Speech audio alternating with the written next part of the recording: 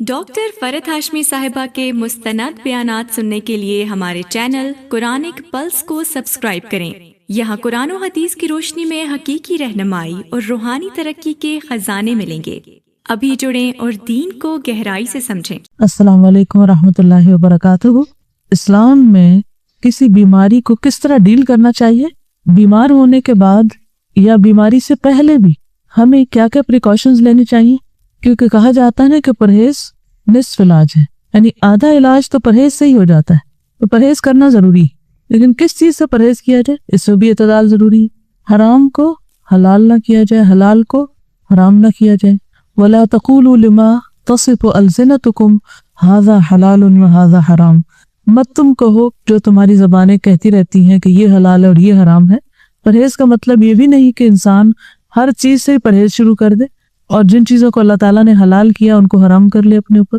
और इसका ये मतलब भी नहीं कि हर चीज को ही इंसान ये सोच के खाना शुरू कर दे कि अल्लाह ने पैदा की इसलिए खाना जरूरी है। तो इस मामले में हमारा दीन हमें क्या सिखाता है, क्या बताता है, आज चंद बातें उस हवाले से पढ़ेंगे। परहेज इलाज से बेहतर है। इस उसूल पर गौर करते हुए मुदर्रज झैल तजावीज़ पर अमल करना फायदेमंद होगा। नंबर 1, सेहत को नुकसान देने वाली ग़िज़ा से परहेज करना। हर ग़िज़ा हर शख्स को सूट नहीं करती, क्योंकि अल्लाह ताला ने मिजाज मुख्तलिफ बनाए। किसी के मिजाज में ठंडक होती, किसी के मिजाज में गर्मी होती, किसी के मिजाज मुतदिल होता है। तो हर इंसान को उसके मुताबिक ग़िज़ा फायदा देती। ये बात कदीम ज़माने से चली आ रही है, लेकिन अब बाकायदा इस पर रिसर्च भी हुई है और ब्लड ग्रुप्स के एतबार से ग़िज़ाओं का तयन किया गया। क्या आप सबको अपना ब्लड ग्रुप पता है? सबको नहीं पता, सबको मालूम होना चाहिए। वैसे ही मालूम होना चाहिए, खुदा न खास्ता किसी इमरजेंसी की सूरत में आपको पता हो कि आपके घर वालों को मालूम होना चाहिए कि आपका कौन सा ब्लड ग्रुप है और आपको खून किस किस्म का देना चाहिए। ठीक है, तो एक बस छोटा सा टेस्ट होता है, वो करवा लें और अपना ब्लड ग्रुप मालूम कर लें। दूसरी बात यह है कि ब्लड ग्रुप के एतबार से जो ग़िज़ाओं की फहरिस्तें बनाई गई हैं वो इंटरनेट पर भी अवेलेबल है और मुख्तलिफ डॉक्टर्स वगैरह भी आपको तशखीस कर सकते हैं जो इस चीज़ के माहिर हों। उसमें ग़िज़ाओं की 3 कैटेगरीज की गई, जितनी भी वेजिटेबल हैं, फ्रूट हैं, मीट्स हैं वगैरह वगैरह। उसमें कुछ ग़िज़ाएं जो बेनिफिशियल कि उस ब्लड ग्रुप को बहुत सूट करती हैं, कुछ ऐसी हैं जो न्यूट्रल हैं, खा लें तब भी ठीक है, ना खाएं तब भी ठीक। कुछ ऐसी हैं जो हार्मफुल हैं, और आप अगर अपने ब्लड ग्रुप को सामने रखते हुए उन ग़िज़ाओं के नाम पढ़े तो आप खुद भी कहेंगे कि हाँ फलां चीज़ खाने के बाद मेरी तबीयत कसलमंद हो जाती है, या एसिडिटी शुरू हो जाती, या जिस्म में दर्द शुरू हो जाती, एलर्जीज जो होती। ठीक है, तो अगर ब्लड ग्रुप के एतबार से आप ग़िज़ाओं की फहरिस्त बना ले तो इंशाल्लाह उससे भी आपको बहुत फायदा होगा। जिस चीज़ के बारे में ये पता चल जाए कि ये हार्मफुल है, ये इससे मर्ज में इजाफा होता है, तो उस चीज़ से बचना लाजिम है। ला तक़्तुलू अनफुसकुम, अपने आप को कत्ल मत करो। हमारा जिस्म हमारे पास अमानत है, इसको नुकसान नहीं देना चाहिए। और हम सबसे ज्यादा नुकसान किस तरह देते हैं जिस्मानी सेहत को? गलत ग़िज़ा के इस्तेमाल से। तो कोशिश करें ये जानने की कि आपको क्या सूट करता और क्या नहीं करता। और ये भी याद रखिए कि एक फार्मूला सब पे नहीं चलता, इसीलिए किसी साहिब इल्म के पास जाने की जरूरत रहती है इलाज के मामले में भी। यानी हर शख्स तबीब नहीं होता और सिर्फ चंद तिब की किताबें पढ़ के या तिब नबवी की या कुछ और किताबें पढ़ के हर एक का इलाज नहीं कर सकता। अपने मिजाज को समझने के लिए आप पढ़ते रहें, लेकिन अगर आप किसी और का इलाज करना चाहते हैं तो मतलूबा इल्म हासिल कर लें, या तजुर्बा हासिल कर लें। मसलन एक चीज जिसको हम गर्म कहते हैं कि ये ठीक नहीं, उसके लिए उसको जनरलाइज नहीं करें तो सभी के लिए ठीक नहीं। कुछ लोगों को वो चीज बहुत सूट भी करती, ठीक है, क्योंकि अल्लाह सुब्हानहू तआला ने ग़िज़ा के अंदर ही इलाज भी रखा है। यानी ग़िज़ा सिर्फ हमारी भूख मिटाने के लिए नहीं है, सिर्फ एनर्जी देने के लिए नहीं है, बल्कि उसके साथ साथ हमारा इलाज भी है। तो जब आप कभी बीमार हो और कुछ खाने लगे और समझ ना आए कि खाना चाहिए या नहीं, तो दुआ कर लिया करें कि अल्लाह ताला इसको मेरे लिए ग़िज़ा और दवा दोनों ही बना दे। ठीक है, तो कोई भी फूड आपके लिए ग़िज़ा भी है और इलाज भी है। फायदा हुआ ना इसको, क्योंकि हम तो अपनी ख्वाहिशात के पीछे चलते हैं ना, या फिर शुबहात का शिकार होते हैं। ऐसी बातें बनी हुई हैं, इनकी कोई हकीकत नहीं। तो जब जिंदगी का एक वक्त आता है जब हमारा जिस्म जो बहुत ज्यादा उसमें टॉक्सिन्स हो जाते हैं, वो गलत ग़िज़ा खा खा के जब वो अपने असरात छोड़ने लगता है, तो फिर हम कहते हैं अच्छा चलो परहेज़ी कर लेते हैं। तो पहले से अगर कर ले तो ज्यादा बेहतर है। ठीक है, तो अगर मैं आप सबको ये होमवर्क दे दूं कि अपना ब्लड ग्रुप जाने और इस इल्म को मजीद थोड़ा सा हासिल करें, तो इट्स इंटरेस्टिंग और इससे फायदा होता है। पहली बात, ये पहला उसूल कुलिया कायदा ये है कि सेहत को नुकसान देने वाली ग़िज़ा से परहेज करें। महमूद बिन लबीद रज़ियल्लाहु अन्हु से मरवी है कि रसूलुल्लाह सल्लल्लाहु अलैहि वसल्लम ने फरमाया, اللہ تعالیٰ اپنے بندے کو جس سے وہ محبت کرتا ہو دنیا سے اسی طرح بچاتا ہے جیسے تم لوگ اپنے مریض کو کھانے پینے سے بچاتے ہیں، اور کھانے کی صورت میں تمہیں اس کی طبیعت خراب ہونے کا اندیشہ ہوتا ہے۔ اچھا، کچھ چیزوں کی الرجی تو بہت معمولی ہوتی ہے لیکن کچھ بہت سویئر بھی ہوتی، تو اس کا بھی آپ کو پتہ ہونا چاہیے، اور جس سے ایک دفعہ نقصان ہو جائے دوبارہ اس راستے پہ نہ جائیں۔ رسول اللہ صلی اللہ علیہ وسلم نے فرمایا جب اللہ تعالیٰ کسی بندے سے محبت کرتے ہیں تو اسے دنیا سے اس طرح روکتے ہیں جس طرح تم میں سے کوئی اپنے مریض کو پانی سے روکتا ہے۔ بعض بیماریوں میں پانی پینا نقصان دہ ہوتا ہے، کسی کو معلوم ہے؟ معلوم ہے آپ کو یہ بات؟ کچھ عرصے سے ایک میل اور ایک ٹوٹکا ایسا ہر ایک کو سرکولیٹ کیا جاتا ہے جس میں پانی پینے کے فوائد بتائے جاتے ہیں، اور کہا جاتا ہے کہ 6 گلاس اور 8 گلاس اور 1.5 لیٹر اتنا پانی تو سویرے پی لیں اور پھر اتنا پئیں اور اتنا پئیں۔ یہ نسخہ بھی سب کو سوٹ نہیں کرتا کیونکہ کچھ بیماریوں میں زیادہ پانی پینا نقصان دہ ہے۔ کچھ ہے اندازہ آپ کو وہ کون سی بیماری ہو سکتی؟ کڈنی ریلیٹڈ، کیونکہ بعض لوگوں کی کڈنیز ویک ہوتی ہیں، پوری طرح فنکشن نہیں کرتی۔ جب آپ ایکسٹرا پانی پی جاتے ہیں تو ان کو کام کرنے میں دقت پیش آتی اور وہ نقصان دہ ہوتی۔ کچھ بیماری ایسی تھی جس میں صرف سپ پانی دیا جاتا ہے، بعض اوقات مریض کو پانی دیا بھی نہیں جاتا، صرف ٹھنڈی برف کو لے کے اس کو کہا جاتا ہے کہ اپنے زبان پہ لگا لیں، کہ پانی نقصان دہ ہے اس کے لیے۔ وہ کہتی ہے میری خالہ کو 24 گھنٹوں میں 1 کپ پانی پینے کی اجازت ہے۔ اب اگر وہ اسی طرح کوئی ٹوٹکا پڑھ کے تو 1.5 لیٹر پی بیٹھے تو یہ پانی جو زندگی کی سورس ہے اسی انسان کے لیے نقصان دہ، تو یہ ٹھیک ہے، یہ ایکسٹریم کیسز میں ہوتا ہے، لیکن ویسے بھی ہر چیز کے اندر اعتدال ضروری ہے۔ کچھ عرصے تک تو یہ تھراپیز آپ کو کام دیں گی، کچھ عرصے کے بعد پھر وہ آپ کے لیے الٹا مشکل کا سبب بنے گی۔ ایک اور چیز یہ ہے کہ جب پانی پیئے مثلاً تو ایک دم انڈیلے نہیں، انڈیلنے سے پرہیز کریں۔ مسنون طریقہ کیا ہے؟ 3 سانس میں پینا، اور اس کو بھی جیسے گھونٹ گھونٹ پیتے ہیں، یعنی جیسے کھا کے پیتے ہیں اس طرح پیئیں، ٹھیک؟ ایک ہوتا ہم تیزی سے پی جاتے ہیں، تیزی سے نہیں پی، رائٹ؟ گھونٹ گھونٹ گھونٹ گھونٹ کر کے، یعنی یہ نہیں کہ آپ کے ہونٹوں سے حلق میں جا پڑے، ٹیپ کھل گیا اور وہ ڈائریکٹ وہاں جائے، یعنی کہ آپ کی زبان اور آپ کا منہ جو ہے اس کا مزہ چکھے۔ اس طرح پینا زیادہ فائدہ مند ہے، لیکن ہم لوگ ہر وقت جلدی میں ہوتے ہیں نا، ہم کہتے ہیں جلدی سے یہ کام کر لیں، جلدی سے وہ کر لیں اور پھر بس کچھ اور کریں۔ پرہیز کے سلسلے میں ایک اور چیز ام منذر بنت قیس الانصاریہ سے روایت ہے کہ رسول اللہ صلی اللہ علیہ وسلم میرے گھر تشریف لائے، آپ کے ساتھ علی رضی اللہ عنہ بھی تھے جو بیماری سے اٹھے تھے اور کمزور تھے، ہمارے یہاں کھجوروں کے خوشے لٹک رہے تھے۔ رسول اللہ صلی اللہ علیہ وسلم اٹھے اور ان سے کھانے لگے، اور علی رضی اللہ عنہ بھی کھانے کے لیے اٹھے تو آپ نے فرمایا رک جاؤ، تم ابھی کمزور ہو۔ اس سے کیا پتہ چلتا ہے کہ جو بیماری سے اٹھا ہے اس کے لیے حکم فرق ہے، وہی حلال چیز اس کے لیے انلمیٹڈ کھانے کی اجازت نہیں ہے، انلمیٹڈ تو کسی کو بھی کھانے کی اجازت نہیں ہے۔ کلو واشربو ولا تسرفو، کھاؤ پیو لیکن اسراف نہیں کرو۔ اور یہاں پر بیمار کے لیے حکم فرق آ گیا، یہ کھجوریں مت کھاؤ، ابھی تم کمزور ہو۔ تو اس سے یہ پتہ چلتا ہے کہ بیماری میں غذا ایک تو قدرتی طور پر کم ہو جاتی ہے کہ انسان کا دل اٹھ جاتا ہے، کھانے کو دل نہیں چاہتا۔ پھر یہ کہ اگر بیماری ختم ہو گئی ہے اور کھانے کو اب دل چاہتا ہے تو بھی ایک دم کثرت نہ ہو، کھانے کی زیادتی نہ ہو، افراط نہ ہو، بلکہ تھوڑا تھوڑا کر کے کھائیں۔ چنانچہ علی رضی اللہ عنہ کھانے سے رکے رہے۔ ام منذر کہتی ہیں کہ میں نے جو اور چقندر پکائے اور آپ کی خدمت میں پیش کیے تو رسول اللہ صلی اللہ علیہ وسلم نے فرمایا علی یہ لے لو، یہ تمہارے لیے مفید ہے۔ تو اس حدیث سے یہ ثابت ہوتا ہے کہ ہر ایک کو ہر غذا سوٹ نہیں کرتی، ہر ایک کے لیے ہر کھانا درست نہیں، تو اپنی طبیعت، اپنے مزاج اور اپنے حالات اور ضرورت کے مطابق کھائیے، ٹھیک ہے؟ ہو سکتا ہے کہ ایک چیز جو آپ کی بہن کھا رہی ہے اور اس کو بہت فائدہ ہو اور وہ اس کے بہت سے فائدے بتا رہی ہے اور بہت اس کی تعریف کر رہی ہے، اور آپ کہیں اچھا تمہیں اس سے فائدہ ہو اور میں بھی کر کے دیکھتی ہوں، ہو سکتا ہے آپ کے لیے وہ بالکل ہی الٹ ہو، ٹھیک ہے نا؟ تو بے سوچے سمجھے نسخے نہیں آزمائیں، جی وہ اس سے اور موٹا ہو جاتا ہے، بالکل۔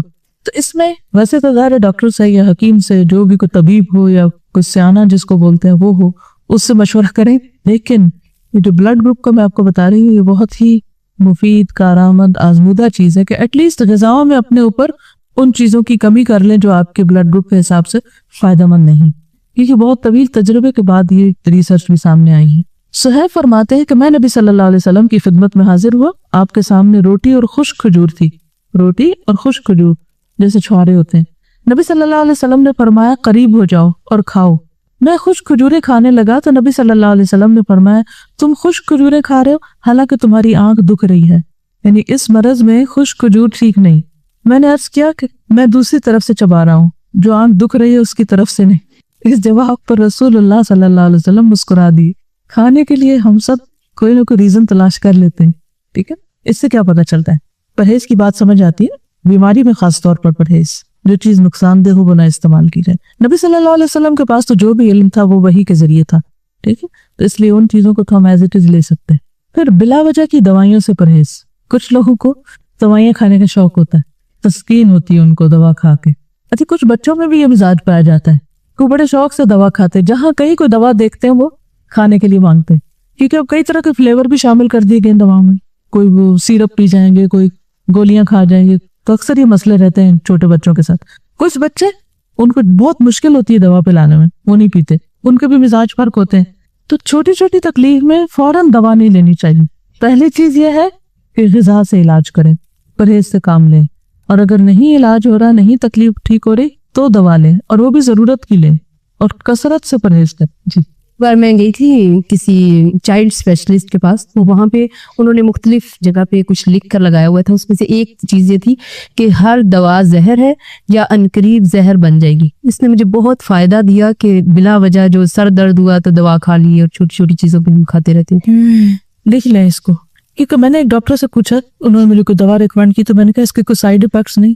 وہ کہنے لگے ٹو بی ویری آنیسٹ, ہر دوا کے سائیڈ افیکٹس ہیں. یعنی کوئی اگر یہ کہے بھی نا کہ اس کے کوئی سائیڈ افیکٹس نہیں, تو یہ ماننے کی بات نہیں. ہر دوا کے, کیونکہ دوا ہے نا, اور خصوصاً ہماری دوائیاں جو بنتی ہیں سب اسٹینڈرڈ بھی ہوتی ہیں, اور اس کے علاوہ جو کیمیکلز اس میں ہوتے ہیں اور جو پروسیسڈ ہوتی ہیں بہت زیادہ. ایک تو ہوتا ہے نا کہ کوئی جڑی بوٹیاں ہیں یا کوئی غذائی سے ملتی جلتی دوائیں, اور ایک یہ ہے کہ ان کو اتنے پروسیسز سے گزارا جاتا ہے اور اس کو کلر شامل کر لیے جاتے ہیں کہ ان کے سائیڈ ایفیکٹس ہوتے ہی ہوتے ہیں. ٹھیک ہے, تو ہر دوا زہر ہے یا عنقریب زہر بن جائے گی, کیونکہ جب اس کی کثرت ہو جائے گی, زیادہ وہ آپ کے جسم میں اس کی کوانٹٹی ہو جائے گی, تو وہ زہر بن ہی جائے گی. ہر دوائی کے ساتھ ایک لٹریچر ہوتا ہے نا اس کی ڈبی میں, وہ ضرور پڑھ لیا کرے, کیونکہ ایک دوا کے اس لٹریچر میں لکھا ہوا تھا کہ اچانک یہ دوائی چھوڑنے سے جو دوائی کھانے والے وہ خودکشی کر سکتے ہیں. اللہ اکبر. یعنی جب دوا چھوڑے بھی تو اسٹیپ بائی اسٹیپ چھوڑیں, ایک دم نہیں چھوڑیں. جی, آپ بولیے. حضرت عائشہ بیان کرتی ہیں کہ بعض اوقات رسول اللہ صلی اللہ علیہ وسلم کو کوکھ میں درد ہوتا اور بہت شدید ہو جاتا. ایک دن رسول اللہ صلی اللہ علیہ وسلم کو یہ درد شروع ہوا اور اتنا شدید ہوا کہ آپ پر بے ہوشی طاری ہو گئی. ہمیں اندیشہ ستانے لگا, لوگ بھی خوف زدہ ہو گئے, اور ہمارے خیال کے مطابق آپ کو ذات الجم کی شکایت تھی, نمونیا جس کو بولتے ہیں. چنانچہ ہم نے رسول اللہ صلی اللہ علیہ وسلم کے منہ میں دوا ٹپکا دی, جس سے آپ کی وہ کیفیت ختم ہوئی. طبیعت کچھ سنبھلی تو آپ کو اندازہ ہو گیا کہ آپ کے منہ میں دوا ڈالی گئی ہے. آپ نے اس کا اثر محسوس کیا. آپ نے فرمایا, تمہارا خیال یہ ہے کہ اللہ عز و جل نے مجھ پر اس بیماری کو مسلط کیا, حالانکہ اللہ اسے مجھ پر کبھی بھی مسلط نہیں کرے گا. اس ذات کی قسم جس کے ہاتھ میں میری جان ہے, گھر میں میرے چچا کے علاوہ کوئی آدمی ایسا نہ رہے جس کے منہ میں دوائی نہ ڈالی جائے. یعنی ان سب نے مل کے میرے منہ میں ڈالی ہے, اب ان کے منہ میں بھی ڈالی جائے. ٹھیک, یعنی حتیٰ کہ کوئی شخص بےہوش ہو یا بعض امراض ایسے ہیں کہ اس میں دوا دینے سے پہلے اس سے پوچھ لینا چاہیے. اس لیے بہت سے ڈاکٹر سائن لیتے ہیں کہ آپ راضی ہیں اس پر. خصوصاً سرجریز میں تو آپ دیکھیں کہ سگنیچر کرنے پڑتے ہیں اور ڈسکلیمرز ہوتے ہیں کہ ہم ذمہ دار نہیں ہیں. ٹھیک ہے, ہم آپ کی مدد کرنا چاہتے ہیں, لیکن اگر کچھ ہو گیا تو آپ خود ہی ذمہ دار ہیں. یہ پہلا پوائنٹ کیا ہے؟ پرہیز علاج سے بہتر ہے. دوسرا, بلا ضرورت دوا سے اجتناب کیا جائے. السلام علیکم. یہ واقعی ہر دعا جو ہے وہ اس میں زہر کا اثر ہوتا ہے. مجھے 1 سال تک ڈاکٹر نے اسٹیرائڈز دی تھی, حالانکہ میں سیکھتی رہی کہ مجھے کوئی بھی ایسی تکلیف نہیں ہے, لیکن الحمدللہ میں نے اسی دوران قرآن پاک شروع کر دیا تھا یہاں پہ, اور آپ بلیو کریں کہ میں نے 1 سال تک اسٹیرائڈز کھائے ہیں. میری اسکن ساری خراب ہو گئی تھی. میں یہاں آتی تھی, میرے پاؤں میں چھالے ہوتے تھے, لیکن میری کوشش ہوتی تھی کہ میں چھٹی نہ کروں. عجیب طرح کا مجھے سکون ملتا رہا. اور اس کے بعد جب اسکن کی زیادہ پرابلم ہوئی تو میں ڈاکٹر کے پاس گئی, اسکن اسپیشلسٹ کے پاس, تو وہ تو سر پیٹ کے رہ گئے کہ تم نے کھایا کیا ہے. میں نے اپنی رپورٹس دی تو انہوں نے کہا کہ تمہارا تو ساری رپورٹس ٹھیک ہے, تمہیں کیوں دی. اور پھر انہوں نے پوچھا کہ تم کرتی کیا ہو. میں نے کہا میں قرآن پاک پڑھتی. تو وہ سر پکڑ کے بیٹھ کے اس نے کہا کہ یہ آپ قرآن کی بدولت بچے ہیں, اور آج الحمدللہ مجھے کوئی بھی تکلیف اس طرح کی نہیں ہوتی, اور الحمدللہ میں کام کر رہی ہوں. کبھی بھی ایک ڈاکٹر کے کہنے کے اوپر, اور ہم بڑی بڑی ڈگریز دے کے چلے جاتے ہیں کہ شاید یہ فورن ریٹرن ہے, اور اتنے انسان ہے, وہ کتنے بھی سنسیئر ہو, بھول بھی ہو سکتی ہے کسی سے. اور ایک اور چیز یاد رکھیے, جب کسی بھی دوا کے کھانے سے کوئی ریئیکشن فیل ہو رہا آپ کو, آپ کے جسم کے اندر کوئی چیز ایسی محسوس ہو رہی یا اسکن پہ یا کسی بھی طرح, تو فوری طور پر مزید کنسلٹ کر لینا چاہیے. پھر موسموں کے اثرات کا خیال رکھنا چاہیے. سخت سردی اور سخت گرمی کے منفی اثرات سے بچنے کے لیے ہر ممکن احتیاط اور پرہیز، گھر، لباس، خوراک، تمام چیزیں موسم کے تقاضوں اور ضروریات کے مطابق ہوں۔ یعنی پرہیز صرف کھانے کا نہیں بلکہ انوائرنمنٹ کو بھی اپنے حسب حال کرنا چاہیے۔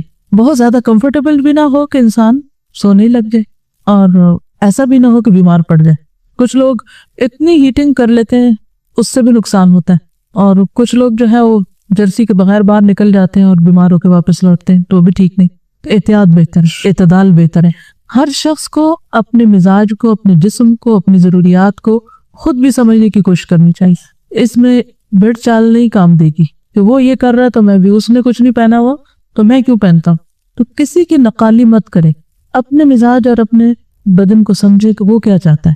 اب اس میں آپ دیکھیے جیسے موسموں کے اثرات کی بات کی نا، تو سردی سے بچیے جب سردی زیادہ ہو، گرمی سے بچیے جب گرمی زیادہ۔ اسی طرح اگر بہار کے موسم میں آپ کو کسی خاص پودے سے الرجی ہے یا اور کوئی چیز سوٹ نہیں کرتی تو اس سے بھی بچنے کی ضرورت ہے۔ پھر وبائی اور متعدی امراض، متعدی کس کو کہتے ہیں؟ کنٹیجس، جو دوسرے کو لگ جائے۔ جیسے فعل لازم اور فعل متعدی ہوتا ہے، متعدی کون سا ہوتا ہے؟ جو مفعول طلب کرتا ہے نا۔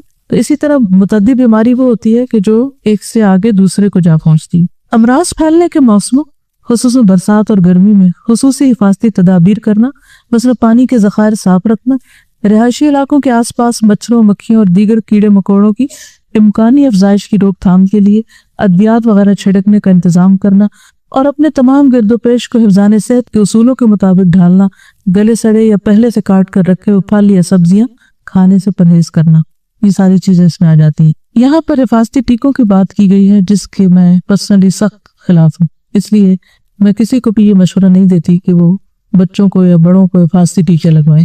کئی لوگ فلو شاٹس لیتے رہتے ہیں، اور بعض لوگ بچوں کو جو حفاظتی ٹیکے لگواتے ہیں اور وہ سمجھتے ہیں کہ اس میں شفا ہے۔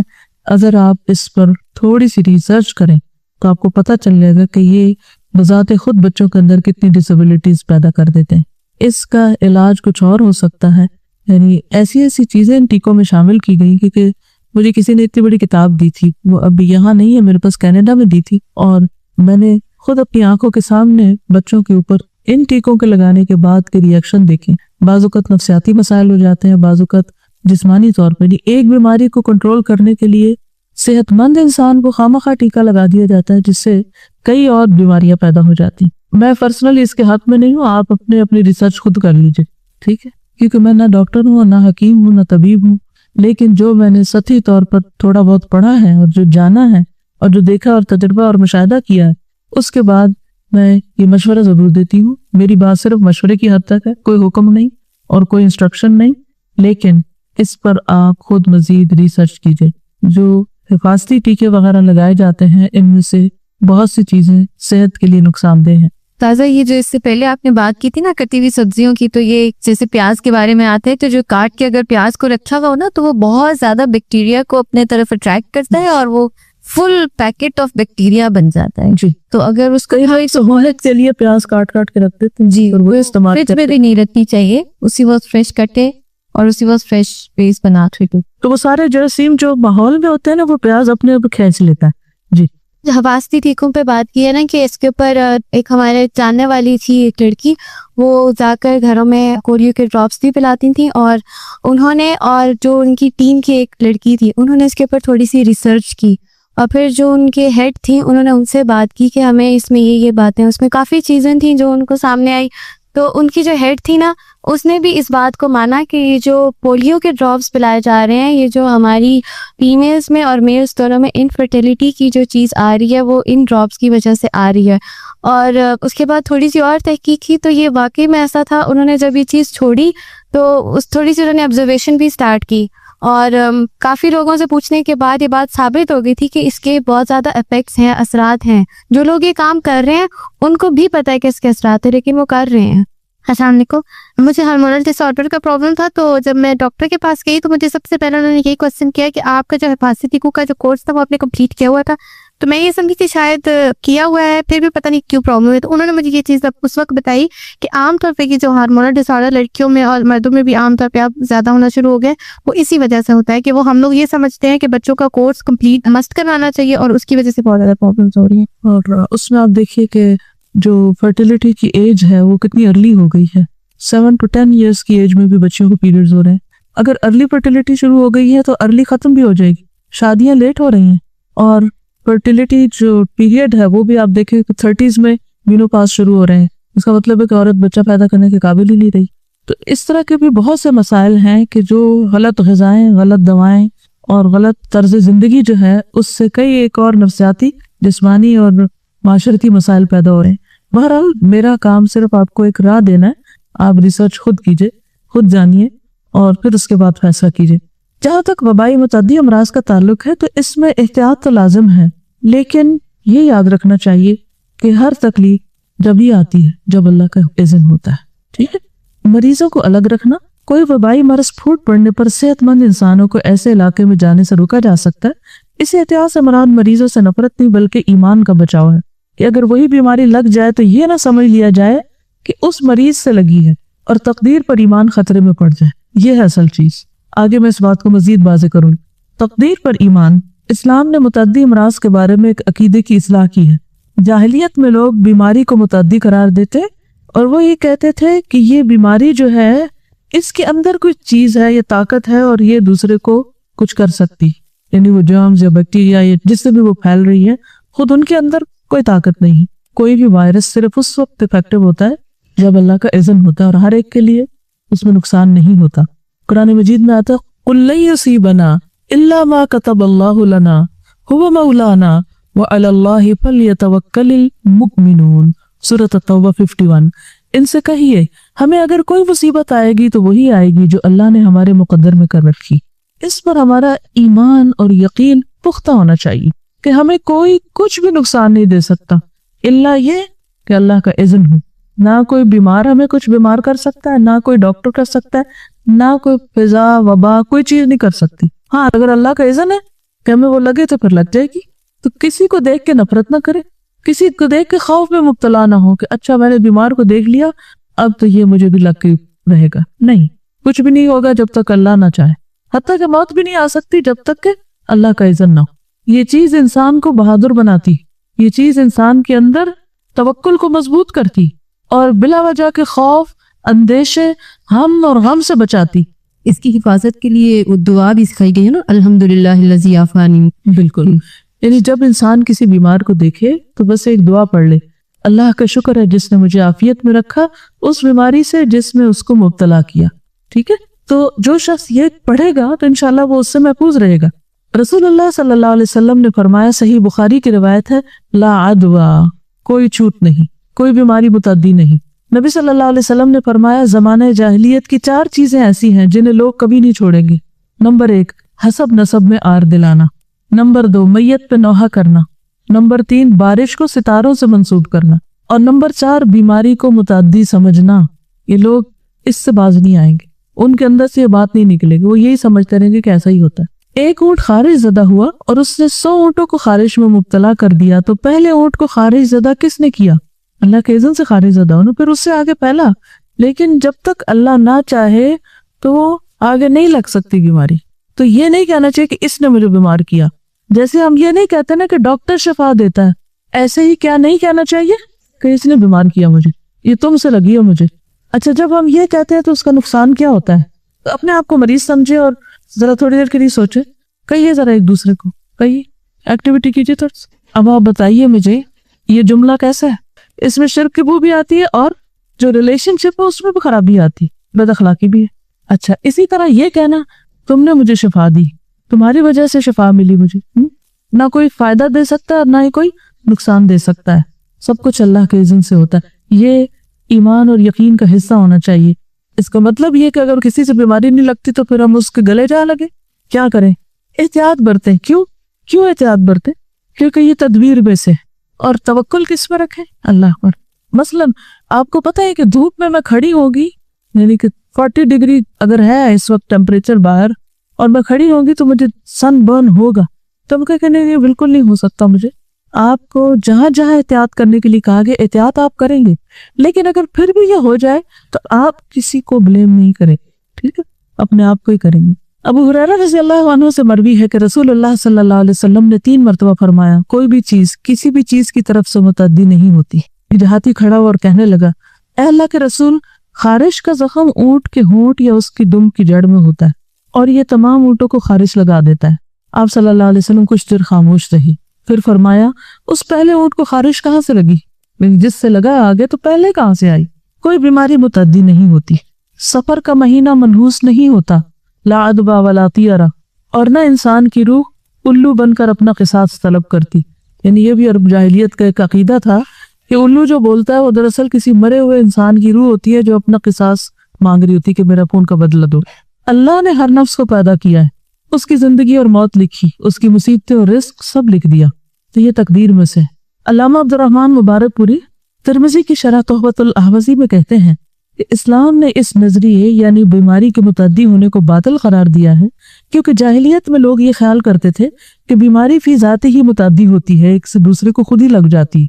तो नबी सल्लल्लाहु अलैहि वसल्लम ने उनको आगाह फरमाया कि हकीकत ऐसे नहीं है, अल्लाह ही है जो बीमार करता है और बीमारी को उतारता है और शिफा भी वही देता है। वह इदा मरिदतु फहुव यशफीन। अब ताउन की बीमारी है, जैसे इसके बारे में हदीस में आता है कि जहाँ ताउन हो वहाँ मत जाओ, और जो ताउन वाले इलाके के लोग हैं वहां से ना निकले। ये सब एहतियात और तदबीर में से है, वरना जिस तक आना है, जिस बस्ती में ताउन फूटा वो कहाँ से फूटा, कहीं से तो नाजिल हुआ ना।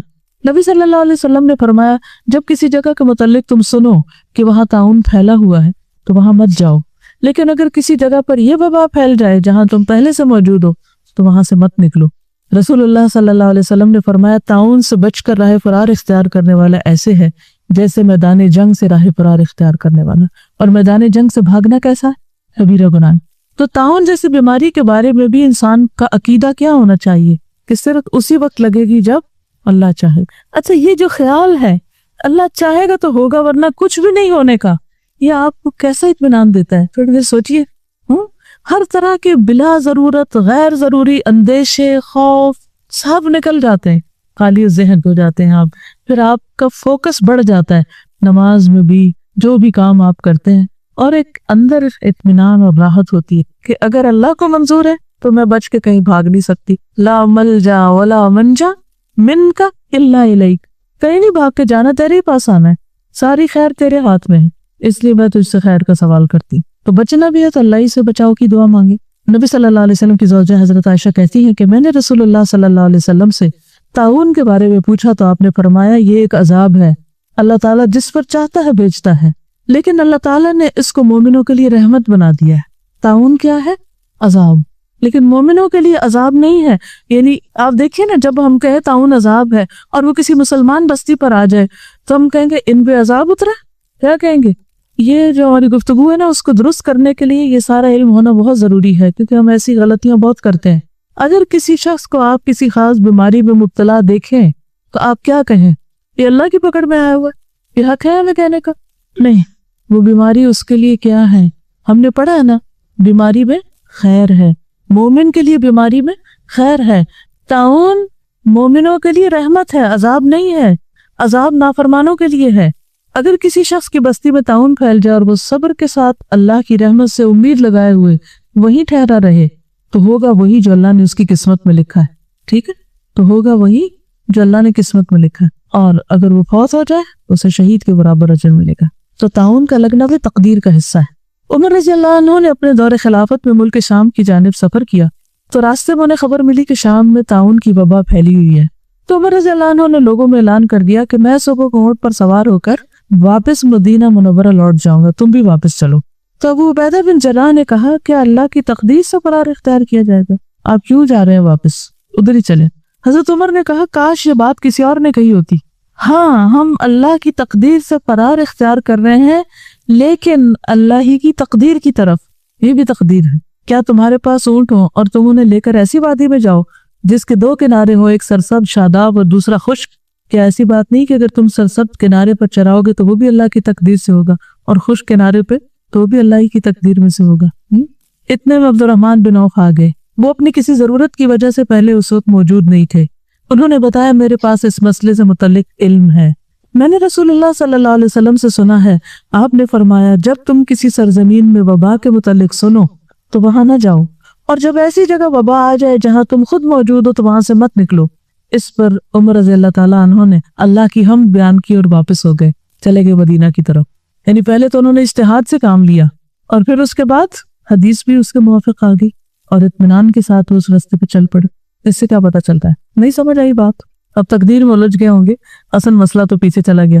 خلاصہ کیا ہے اس بات کا کہ جہاں بیماری ہو وہاں احتیاط کے ساتھ، مثلا اگر آپ ڈاکٹر ہیں، نرس ہیں، تو بھی اپنے گلوز پہنے، احتیاط کریں، اس میں حرج نہیں ہے، ٹھیک ہے. لیکن اگر وہ تکلیف آ جائے تو آپ یہ نہ کہیں کہ اسی سے آئیے، وہ آپ وہاں نہ ہوتے کہیں اور ہوتے تب بھی آ جاتی. اور اگر کہیں بیماری موجود ہو تو وہاں سے بھاگنا، جیسے سورۃ البقرہ کے اندر آتا ہے نا، دوسرے پارے کے آخر میں، الم تر الی الذین خرجوا من دیارہم وہم الوف حذر الموت وقال لهم اللہ موتوا. کیا تم نے دیکھا ان لوگوں کی طرف جو اپنے گھروں سے نکلے موت کے ڈر سے، حالانکہ وہ ہزاروں میں تھے، تو اللہ تعالیٰ نے کیا فرمایا؟ مر جاؤ. سب کو مار دیا. تو کوئی موت سے بھاگ نہیں سکتا، کوئی تقدیر سے بھاگ نہیں سکتا. ہاں، ہم جب تک زندہ ہیں ہمیں اللہ نے جو عقل، سمجھ، علم دیا ہے اس کے مطابق ہم مختلف تدبیریں کرتے رہیں اور ہر حال میں اللہ سے راضی رہیں. ابن قیم فرماتے ہیں مجموعی اعتبار سے طاعون زدہ زمین پر داخل ہونے کی جو ممانعت ہے تو یہ احتیاط اور پرہیز اختیار کرنے کا حکم ہے. جو پیچھے آپ کو بتایا گیا نا کہ پرہیز اور احتیاط یہ بھی اسلام کے طریقوں میں سے. حضرت علی کو کیوں کھجورے کھانے سے روکا؟ دوسرے شخص کو کیوں خشک کھجور سے روکا؟ یہ کیا تھا؟ احتیاط، پرہیز. ٹھیک، اس کا کانسیپٹ ہے. لیکن یقین اور ایمان کیا ہوگا کہ پرہیز کے باوجود بھی بیماری آ جائے گی، مگر مجھے کرنا ہے کیونکہ یہ بھی اللہ کا حکم ہے. نبی صلی اللہ علیہ وسلم جو فرمایا تھا کہ وہاں مت جاؤ یا وہاں سے مت بھاگو، تو یہ بھی تو اسی حکم میں سے ہے نا. تو ہم کس چیز کے پابند ہیں؟ حکم کے پابند ہیں. فرمایا کہ یہ احتیاط اور پرہیز ہے. ہاں بولیے. یہ تقدیر ایمان اور کہ بیماری اللہ کی طرف سے، یہ انسان کے کاموں کو بھی جاری رکھتا ہے. اب جیسے پچھلے دنوں لاہور میں ڈینگی بخار تھا تو بہت سے لوگ ڈر کے مارے جا ہی نہیں رہے تھے، اپنے کام چھوڑ کے بیٹھے ہوئے تھے کہ ادھر جائیں گے تو بخار ہو جائے گا. پھر کچھ سال پہلے اسی طرح سوائن فلو کا جو تھا وہ ہوا تھا، تو اس رمضان میں مکہ میں جو لوگ آتے ہوتے تھے وہ آدھے لوگ ہو گئے تھے کہ وہاں جا کے ہمیں سوائن فلو ہو جائے گا، تو لوگ جو ہے وہ اس خوف سے جو ہے وہ جاتے نہیں. تو یہ ایمان جو ہے نا کہ جو وہ اللہ کی طرف سے ہونا ہی ہے، وہ انسان کے کاموں کو جاری رکھتا ہے، انسان رکتا نہیں. اور ہلاکت کے اسباب کے سامنے پیش ہونے کی ممانعت ہے. طاعون والے علاقے سے جو فرار نہ ہونے کا حکم دیا گیا تو یہ حکم توکل اختیار کرنے، اللہ کی تقدیر کے فیصلے کو تسلیم کرنے اور اپنے معاملات کو اللہ کے سپرد کرنے کا ہے. پہلی ممانعت یعنی ایسے علاقے میں داخل ہونے کی وہ آداب سکھانے اور تعلیم دینے سے متعلق ہے. ادب سکھایا گیا کہ بیماری کے ساتھ کیسے ڈیل کرو، کہ جہاں ہلاکت کے اسباب ہے وہاں نہ جاؤ، لا تقتلوا انفسکم. اور دوسری ممانعت جو ایسے علاقے سے نہ نکلنے کی ہے تو وہ اپنے معاملات کو اللہ کے سپرد کرنے اور اس کے فیصلے کو تسلیم کرنے کی. کہ اللہ تعالیٰ اب ہم یہاں اور آپ چاہتے ہیں ہم یہاں سے نہیں نکلے تو ہم تیرے حکم پر عمل کریں گے، خواہ ہمارا دل کتنا ہی گھبرا رہا ہو، کہ ہم توکل کرتے ہیں. اور وہ جو اندر ہے اور ابھی بیمار نہیں اور بھاگ سکتے ہیں تو اس میں آپ دیکھیے کہ وہ پھر بھی وہاں رک رہے ہیں. کئی اس کی وجوہات ہیں اور بھی حکمتیں ہیں، لیکن سب سے بڑی بات ہے کہ اللہ کی اطاعت ہے کہ ہمیں یہاں سے اب جانے کا حکم نہیں ہے، ہمیں ادھر ہی رہنا ہے. ہاں، دوسری بات یہ ہے کہ عموماً جب وائرس سے جاتے ہیں تو جو ویک ہوتے ہیں ان کو زیادہ اٹیک ہوتا ہے. تو اگر وہ کمزور لوگ بیمار ہیں تو ان کو دیکھے گا کون؟ اگر فوت ہو جاتے ہیں تو ان کا جنازہ کون پڑے گا؟ دفنائے گا کون؟ اگر وہ سب بھی بھاگ نکلے وہاں سے تو صحت مند مت بھاگے وہاں سے، وہ اللہ پہ توکل کریں. اگر اللہ نے آپ کے حصے میں نہیں بیماری لکھی تو انشاءاللہ آپ کو نہیں ہوگی، لیکن جو کام اللہ نے وہاں آپ کے لیے رکھا ہے وہ آپ کو کرنا ہے. تو بیماری کے علاقے میں تو نہیں جانا، لیکن جہاں بیماری ہے وہاں یہ نہیں سمجھنا کہ ضرور مجھ پہ بھی آ جائے گی. بہت سی چیزوں کا تعلق ہماری سوچ سے بھی ہوتا ہے. جب ہم ایک خاص انداز میں سوچنے لگتے ہیں نا، ہے میں بیمار ہو جاؤں گی، ہے ایسا ہو جائے گا، تو پھر باڈی جو ہے اسی کے مطابق ریاکٹ کرنے لگتی ہے اور وہ اسے ایکسیپٹ کر لیتا ہے ایک طرح سے اس بیماری کو. پھر یہ بھی یاد رکھیے کہ اگر کوئی شخص وہاں سے نہیں نکلتا اور بیمار ہو گیا اور فوت ہو گیا تو طاعون زدہ علاقے میں طاعون سے بیمار ہونے والے کیسے ہیں؟ شہید ہیں. نبی صلی اللہ علیہ وسلم نے فرمایا طاعون کی وبا میں مرنے والے اور شہداء آئیں گے، یعنی شہداء کی تعداد میں اس طرح اضافہ ہو جائے گا. طاعون والے کہیں گے کہ ہم شہید ہیں تو کہا جائے گا کہ ان کے زخم دیکھو، اگر ان کے زخم شہداء کے زخموں کی طرح مہک رہے ہوں تو یہ شہداء میں شمار ہو کر ان کے ساتھ ہوں گے. جب دیکھا جائے گا تو ان کے زخم شہداء کے زخموں کے مشابہ ہوں گے. اسی طرح جزام، سیدنا سرید بن سوید سے مروی ہے کہ وفد ثقیف میں ایک شخص جزام کے مرض میں مبتلا تھا. رسول اللہ صلی اللہ علیہ وسلم نے کہلا بھیجا کہ تم واپس جاؤ، ہم نے تم سے بیعت کر لی ہے. جزام معلوم ہے نا کیا ہوتا ہے؟ کوڑ، لیپرسی جس کو کہتے ہیں. اس میں کیا ہوتا ہے؟ ہاتھ مڑ جاتے ہیں، اس پہ زخم وغیرہ ہوتے ہیں. اور السلام علیکم، یہ لیپرسی ہاسپٹل پنڈی ہے، اس میں گئی تھی. تو میرا بیٹا جو ڈاکٹر ہے وہ پہلے والنٹیئر کرتا ہے، جب بھی ابھی چھٹیوں میں آتا ہے ادھر جاتا ہے. اس کے بارے میں تم سے بتانا چاہتی ہوں. پنڈی کا ایریا گلاس فیکٹری کے پتہ نہیں کون سا علاقہ کہلاتا ہے, اور اگر آپ جائیں تو کافی ٹوٹی ہوئی سڑکیں ہیں, لیکن جیسے ہی ہاسپٹل کے اندر جائیں ایسا لگتا ہے آپ کسی UK میں یا کسی ایسی جگہ آ گئے. بہت بڑا اور صاف ستھرا ہاسپٹل ہے. 2 جرمن لیڈی ڈاکٹرز ہیں جو اس کو رن کر رہی ہیں. زیادہ وہاں جا کے جو میں نے دیکھا اور سیکھا, وہاں پر ایسے پیشنٹس ہیں, وہ بتا رہے کہ ڈاکٹرز کے یہاں کے لوگوں کا یہ حال ہے, حالانکہ مسلمانوں نے کہ وہ اپنے مریضوں کو داخل تراکی کا نام سے ایڈریس غلط لکھوا دیتے ہیں تاکہ ان سے رابطہ نہ کیا جائے. اور وہاں پر وہ پیشنٹس ہیں, وہ کہتے ہیں کہ پارٹیشن سے پہلے کا یہ ہاسپٹل ہے اور بہت پرانے پیشنٹس بھی ہیں, اور میں نے ان پیشنٹس کو دیکھا ہے جس کے مطلب جھڑ جاتا ہے نا جسم کی انگلیاں ڈی شیپ ہو جاتی ہیں بہت زیادہ. وہاں پہ جو ٹیکنیشین تھا سب سے پہلے میں اس کو ملی, جو ریسپشن پہ بندہ تھا اس کا بھی جیسے ناک بھی بالکل فلیٹ ہوا تھا اور چہرے سے مطلب بہت عجیب سی اس کی لک تھی, لیکن اتنا بااخلاق انسان تھا وہ, کیونکہ وہ لیپریسی کا پیشنٹ تھا. پھر جب وہ ٹھیک ہو گیا تو انہوں نے اس کو ٹریننگ دے کے اپنے ہی ہاسپٹل میں جاب دے دی. وہ کہتی ہیں کہ لوگ ان سے اتنی نفرت کرتے ہیں کہ ان کو ڈس اون کر دیتے ہیں, اور وہ جو کرسچنز ہیں وہ ان کو سپورٹ کر رہے ہیں. اور حیرت کی بات ہے کہ یہ مسلمانوں کا اخلاق ہونا چاہیے. پھر ٹیکنیشین تھا, اس کی 2-3 انگلیاں نہیں تھیں, اور اسی طرح اس کی ٹانگوں کی بھی ڈی شیپ تھا, تو وہ ایک سہارے سے چلتا تھا, لیکن اس کو ٹیکنیشین انہوں نے بنایا. جب وہ ٹھیک ہو گیا تو اس کو جاب دی. اور اسی طرح جو تھوڑے پیشنٹ ہوتے ہیں, جیسے مثلا جس کو تھوڑی بیماری ہو, اس کو پھر وہ لوگ باہر کہیں نہ کہیں, جیسے میرے بھائی کی ورک شاپ ہے اس میں ایک انہوں نے رکھوایا. پھر الحمدللہ اس کو پیچھا کرتی رہی, دیکھتی رہی. لیکن یہ بیماری ایسی ہوتی ہے جو کہ انسان کو بہت زیادہ اندر سے توڑ دیتی ہے نا, کیونکہ ایسے لگتا ہے جیسے دوسرے کو بھی لگ جائے گی, اور اس کی جسم کی حالت چینج ہو جاتی ہے, ویسے نہیں رہتی, نہ شکل نہ ہاتھ نہ کچھ اور. اور پھر ایک چیز یہ بھی اس ہاسپٹل کی مجھے بہت اچھی لگی کہ انہوں نے ان پیشنٹس کے لیے پیچھے کی طرف, کیونکہ مسلمان ہیں سارے, اور ایک پورا ایریا ایسا بنا دیا کہ جو پیشنٹ ٹھیک ہو گئے اور جن کو لوگ نہیں آتے لینے یا ملنے, تو وہاں پر ان کو رہائش دی ہوئی ہے, مسجد ہے ان کی, اور وہ سب ایز اے فیملی رہ رہے ہوتے ہیں. تو یہ بہت زیادہ ایک تکلیف دہ چیز ہے کہ ہم مسلمانوں کا اخلاق ایسا ہونا چاہیے.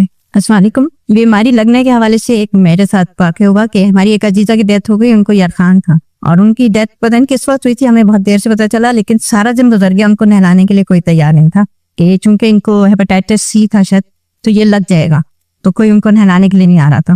پھر دی اینڈ انہوں نے رات کو ہمیں کال کی کہ آپ اگر نہلا سکتی ہیں آ کے, میں اور میری بھابھی.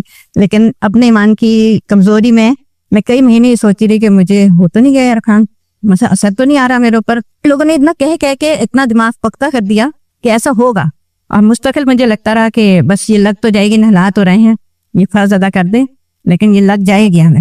اللہ کا شکر ہے, اللہ میں نے بچانا تھا, بھی نہیں ہوا. اصل میں ایسی باتیں جو ہوتا ہے یہ وہم سے بھی تعلق رکھتی ہے, تو انسان کو وہم ہو جاتا ہے اور پھر وہم بیماری بن جاتا ہے. اس لیے اسلام نے اتنا ایمان کو پختہ کیا انسان کے کہ وہ پرامن طور پر اپنے جو بھی کام کاج ہیں ان کو کرتا رہے اور بہت سی فکر افکار سے جان چھوڑائے.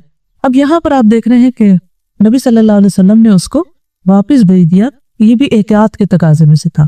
اسی بارے میں ایک اور ارشاد ہے, فرمایا, بخاری کی روایت ہے, جزامی سے اس طرح بھاگو جیسے شیر سے بھاگتے, یعنی اس کے ساتھ اس طرح مکس اپ نہ ہو, احتیاط لازم ہے.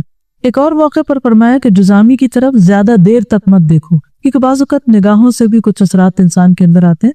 پھر وہی بات ہے کہ وہم اور ایک خوف اور ایک ہم میں اگر انسان کے مبتلا ہونے کا اندیشہ ہے تو وہ, جیسے بہن بتا رہی ہیں کہ وہ ان کو فکر رہی کئی مہینے تک کہ کہیں ہیپاٹائٹس میں مبتلا نہ ہو جائیں, اس لیے انسان کے ایمان کو بچانے کے لیے یہ تدبیریں بتائی جا رہی, ٹھیک ہے, کیونکہ شیطان ایسے مواقع پر بہت وسوسے ڈالتا ہے انسان کے اندر.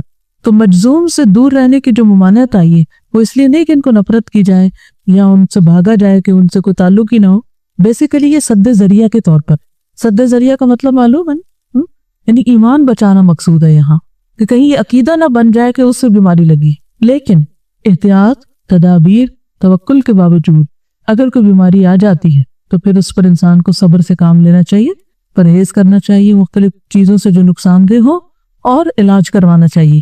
اصل میں اللہ نے بیماریاں تو اتاری ہیں کیونکہ اللہ نے انسان کو دنیا میں امتحان کے لیے بھیجا ہے, تو بیماری تو ہوگی, لیکن بیماری میں رویہ کیسا ہو, پھر اسی بات پر لاؤں کہ آپ کو غم, غصے, خوف, تکلیف, بیماری کے موقع پر ہم ریئیکٹ کس طرح کریں, کتنے شکوے شکایت کریں اور کتنا رونا دھونا کریں, اور کیا طریقہ اور کون سا اخلاق اور کون سی تدابیر اختیار کریں, یہ اس سے تعلق رکھتے. یہ جو بھی فرانا پر نے بتایا جس ہاسپٹل کا، وہاں پہ کالج کے زمانے میں اکثر جاتے تھے ویسے ہی ہم لوگوں کے ساتھ ٹائم اسپینڈ کرنے. تو یہ جو حدیث ہے نا جس کے بارے میں ہے کہ جزامی کی طرف زیادہ دیر تک مت دیکھو، تو اس کا میں نے پریکٹیکلی وہ کیا ہے. کیونکہ جب ہم لوگ تو سامنے ہاسپٹل کی سائڈ پہ ہوتے تھے، جب انہوں پیچھے ایک دفعہ میں لے کے گئے، وہاں پہ ان کے چھوٹے بچے بھی تھے، اور پھر تو وہ مریض ہم سے تو بہت اچھی طرح ملتے تھے نا، اور بہت خوشی کے ساتھ، اور حالانکہ ایک جیسے تھا اس کا پورا فیس یہاں سے نہیں تھا. تو اب ہم ان کے سامنے جیسے بہت اچھی طرح ہم کوشش بھی کر رہے تھے، لیکن ایک نیچرلی انسان کے اندر جو ایک فیلنگ ہوتی ہے نا، تو کئی دن تک حواس کے اوپر رہا. ابھی بھی میں سوچتی ہوں تو وہ حالانکہ 15 سال پرانی بات ہے، لیکن اس کا کام پہ بہت اثر پڑتا ہے. جی دوسری طرف سے بھی دیکھیے کہ جب آپ کسی کو اتنی دیر تک دیکھیں گے تو کیا ہوگا، وہ کہتے کہ شاید آپ اس کو بیڈ لکس دے رہے ہیں، یا وہ کانشیس ہوگا، کیونکہ انسان کا دل نہیں چاہتا نا کہ ایسی حالت میں کوئی اس کو دیکھے. تو زیادہ دیر تک نہ دیکھنے کی اس میں دو طرفہ حکمت ہے. یہ جس لیپروسی ہاسپٹل کی بات ہو رہی ہے، اس کے باہر گارڈز بھی ہوتے ہیں. وہ مریض کا بھی رویہ ہوتا ہے نا، ہر طرح کے مریض ہیں. کچھ وہاں سے بھاگ جاتے ہیں اور اپنی بیماری کا فائدہ اٹھاتے ہوئے بھیک مانگنا شروع کر دیتے ہیں. اور پھر بھیک مانگنے کا بھی طریقہ یہ کہ دوسروں کو خوفزدہ کر کے، منہ کے آگے ہاتھ کر کے، اور اپنی اوپر سے سکن اتار کے دوسروں کے اوپر پھینکتے ہیں کہ تمہیں بھی یہ بیماری لگ جائے گی، ہمیں پیسے فوراً دو. ایکسپلائٹ کرتے. ٹھیک ہے، تو کوئی بھی بیماری اگر آ جائے تو پھر علاج بھی کرانا چاہیے. علاج کرانا منع نہیں ہے. نبی صلی اللہ علیہ وسلم نے فرمایا ما انزل اللہ داء الا انزل له شفاء. اللہ نے کوئی بیماری نہیں اتاری مگر اس کی دوا بھی اتاری ہے. نبی صلی اللہ علیہ وسلم نے فرمایا اللہ کے بندو علاج کیا کرو، اللہ کے بندو علاج کیا کرو. اسامہ بن شریح کہتے ہیں کچھ بدوی آئے، انہوں نے پوچھا اے اللہ کے رسول، کیا ہم علاج کر لیا کریں، ہمیں علاج کی اجازت ہے؟ آپ نے فرمایا علاج کیا کرو. بلا شبہ اللہ عز و جل نے کوئی بیماری پیدا نہیں کی مگر اس کی دوا پیدا کی ہے، سوائے ایک بیماری کے. وہ کون سی؟ بڑھاپا. اس حدیث میں بڑھاپا ہے. غیر داء واحد الحرم. موت تو موت ہے نا، وہ بیماری تھوڑی ہے. پھر یہ کہ کوئی بیماری لا علاج نہیں. ایک انصاری صحابی رضی اللہ عنہ سے مروی ہے کہ ایک مرتبہ رسول اللہ صلی اللہ علیہ وسلم ایک شخص کی عیادت کے لیے تشریف لے گئے جو زخمی ہو گیا تھا. نبی صلی اللہ علیہ وسلم نے فرمایا بنو فلاں کے طبیب کو بلا کر اسے دکھاؤ. لوگوں نے اسے بلایا، وہ آیا تو لوگ کہنے لگے یا رسول اللہ صلی اللہ علیہ وسلم، کیا علاج اسے کچھ فائدہ دے سکتا ہے؟ آپ نے فرمایا سبحان اللہ، اللہ نے زمین میں کوئی ایسی بیماری نہیں اتاری جس کی شفا نہ رکھی. یہ الگ بات ہے کہ ہم جاہل ہیں، ہمیں پتہ نہیں. رسول اللہ صلی اللہ علیہ وسلم نے فرمایا اللہ تعالیٰ نے جو بیماری بھی اتاری اس کی شفا بھی اتاری. جو جان لیتا ہے سو جان لیتا ہے، جو ناواقف رہتا ہے سو ناواقف رہتا ہے، جو جاہل ہے سو جاہل ہے. تو اللہ سبحانہ تعالیٰ نے انسان کو عقل بھی دی، علم بھی دی، حکمت بھی دی. لہذا انسان کو چاہیے کہ وہ ان نعمتوں سے فائدہ اٹھائے اور ان کا شکر گزار ہو. اللہ کو ایسے لوگ قطعاً پسند نہیں جو بے عقل رہے، نہ سمجھ رہے، اور غور و فکر سے کام نہ لے اور اپنے دماغ کو استعمال نہ کرے. قرآن مجید میں ایسے لوگوں کے بارے میں کیا فرمایا گیا؟ اولئک کالانعام بل ہم اضل. ایسے لوگ جانوروں کی طرح، مویشیوں کی طرح، ان سے بھی گئے گزرے، ان سے بھی زیادہ بھٹکے ہوئے. تو کسی انسان کے لیے سب سے بڑی بیماری جہالت ہے. جہالت امراض میں سب سے بڑا مرض ہے. لا علمی، ناسمجھی. عام طور پر ہم محنت سے بچنے کے لیے، محنت سے جی چرانے کے لیے کیا کہتے ہیں؟ میری تو سمجھ میں کچھ نہیں آیا، مجھے یہ سمجھ میں نہیں آئے گا، یہ میں کر نہیں سکوں گا. اس قسم کے منفی خیالات کی وجہ سے کیا ہوتا ہے؟ نہ آپ علم کا حق ادا کرتے، جو سیکھ رہے ہیں وہ بھی نہیں سیکھ پاتے، یا دوسروں کے بارے میں یہ زیوم کر لینا کہ یہ نہیں کر سکتے. اپنے بچوں کے بارے میں بعض اوقات ہم ایسے کامنٹس دیتے رہتے، یہ تو بالکل بے وقوف ہے، اس کو نہیں سمجھ آئے، تم تو فیل ہی ہو کر رہو گے، تم نہیں کر سکتے. اللہ نے کسی کو اس طرح بے وقوف نہیں پیدا کیا، ہم خود ہی بے وقوف بنے رہتے ہیں. ٹھیک ہے کچھ لوگ بیمار ہوتے ہیں، ذہنی کمزور ہو سکتے ہیں، بچپن سے کچھ لوگوں کو جیسے اور ڈسیبلٹیز ہوتی ہیں تو ذہنی طور پر بھی کچھ لوگ ڈسیبل ہوتے ہیں، وہ صاحب پہچانے جاتے ہیں. وہ تو مکلف بھی نہیں، جو مجنون ہے یا کم عقل ہے تو مکلف بھی نہیں. جس کو اللہ نے عقل دی ہے اور دنیاوی معاملات میں اس کی عقل بہت کام کرتی ہے، لیکن جہاں دین کا معاملہ ہوتا ہے یا کچھ سمجھنے کی بات ہوتی ہے وہاں وہ کہتا ہے مجھے سمجھ نہیں آتی. کہ یہ صرف اسکیپزم ہے اور ایک جرم ہے. انسان کو مشکل کا مقابلہ کرنا چاہیے. جہالت کا علاج کیا ہے؟ علم حاصل کرنا. کیوں نہیں کرتے؟ کیونکہ اس میں تکلیف ہے، تو وہ تکلیف اٹھائیں گے تو اجر ملے گا نا. اس ریوارڈ کو یاد رکھیں جو طالب علم کے لیے ہے. علم کے راستے پہ چلنا، جنت کے راستے پہ چلنا ہے. تو جنت کا راستہ مشکل راستہ ہے، تو علم حاصل کرنے کی مشقت سے بھاگے نہیں، چاہے وہ کوئی بھی علم ہو. اور دین کا علم آپ کو کوئی بھی نفع مند علم حاصل کرنے سے روکتا نہیں ہے. اللہ سبحانہ و تعالیٰ نے لقمان کو حکمت عطا کی تھی جس کا ذکر قرآن مجید میں آتا ہے وَلَقَدْ آتَيْنَا لقمان الحکمت ان اشکر للہ. ہم نے لقمان کو بلا شبہ حکمت عطا کی کہ اللہ کا شکر گزار بن جائے. تو مسنون علاج خواہ روحانی ہو یا جسمانی اس کا اصل سورس اور منبع الہام اور وحی الہی. وحی الہی نبی صلی اللہ علیہ وسلم کے ذریعے بہت سے علاج سکھائے گئے. اس کے علاوہ اللہ تعالیٰ ہمارے دل میں کئی چیزوں کی سمجھ ڈال دیتا ہے. اور وہ کس کے دل میں ڈالتا ہے؟ جو دلچسپی لیتا ہے، جو شوق رکھتا ہے، جو محنت کرتا ہے، تو اللہ تعالیٰ اس طرف اس کی رہنمائی فرما دیتا ہے. یہ جتنی بھی انوینشنز ہوئی ہیں ان میں سے میجورٹی کیا ہے؟ اچانک وہ آئیڈیا اللہ نے دل میں ڈال دی. لیکن ایک عام انسان کے دل میں وہ کیوں نہیں آیا؟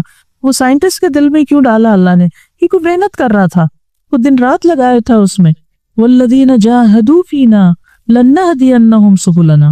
وہ لوگ جو ہمارے راستے میں جد و جہد کریں گے، محنت کریں گے، مشقت کریں گے، ہم ضرور انہیں راستہ دکھائیں گے. تو اصل کمی ہمارے پارٹ پہ ہوتی ہے، ہم محنت نہیں کرنا چاہتے، نہ بیماریوں کا علاج ڈھونڈنے میں، نہ اور مسائل کا. ہر شخص مسائل بتانے کے لیے تو بہت تیار ہے، بس وہ چاہتا ہے کوئی نہ کوئی مل جائے جس کو مسائل بتاتا رہے وہ. لیکن نہ اپنی عقل استعمال کریں گے اور نہ کچھ پڑھیں گے، نہ سمجھیں گے، نہ لکھیں گے کہ وہ مسائل کا حل بھی کہیں سے پڑھ لیں. بہت سے مسائل پاپ کے ایسے ہیں جن کا آلریڈی حل کتابوں میں موجود ہے. چونکہ آپ جاہل ہیں اس لیے آپ کو پتہ نہیں، اور آپ کیا چاہتے ہیں کہ بس کوئی حلوہ پکا کے لے اور آپ کھا لیں اور خود محنت نہیں کرنا چاہتے. تو اس کے لیے کیا ضروری ہے کہ پڑھیں، اپنے آپ کو عادی بنائیں اور مختلف طرح کی کتابیں پڑھیں، سمجھیں. اور ہر دینی مسئلے کا حل موجود ہے، لیکن ہم پڑھتے نہیں. تو ہم کبھی اس سے پوچھتے، کبھی اس سے فتویٰ شاپنگ کرتے رہتے ہیں، شاید یہ حلال کر دے یا وہ حلال کر دے.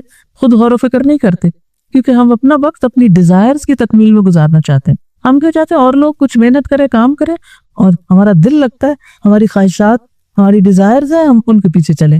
آج کی نوجوان نسل کیوں نکمی ہے؟ کیوں نہیں پڑھ پا رہی؟ میجورٹی کا حال یہ کیوں ہے؟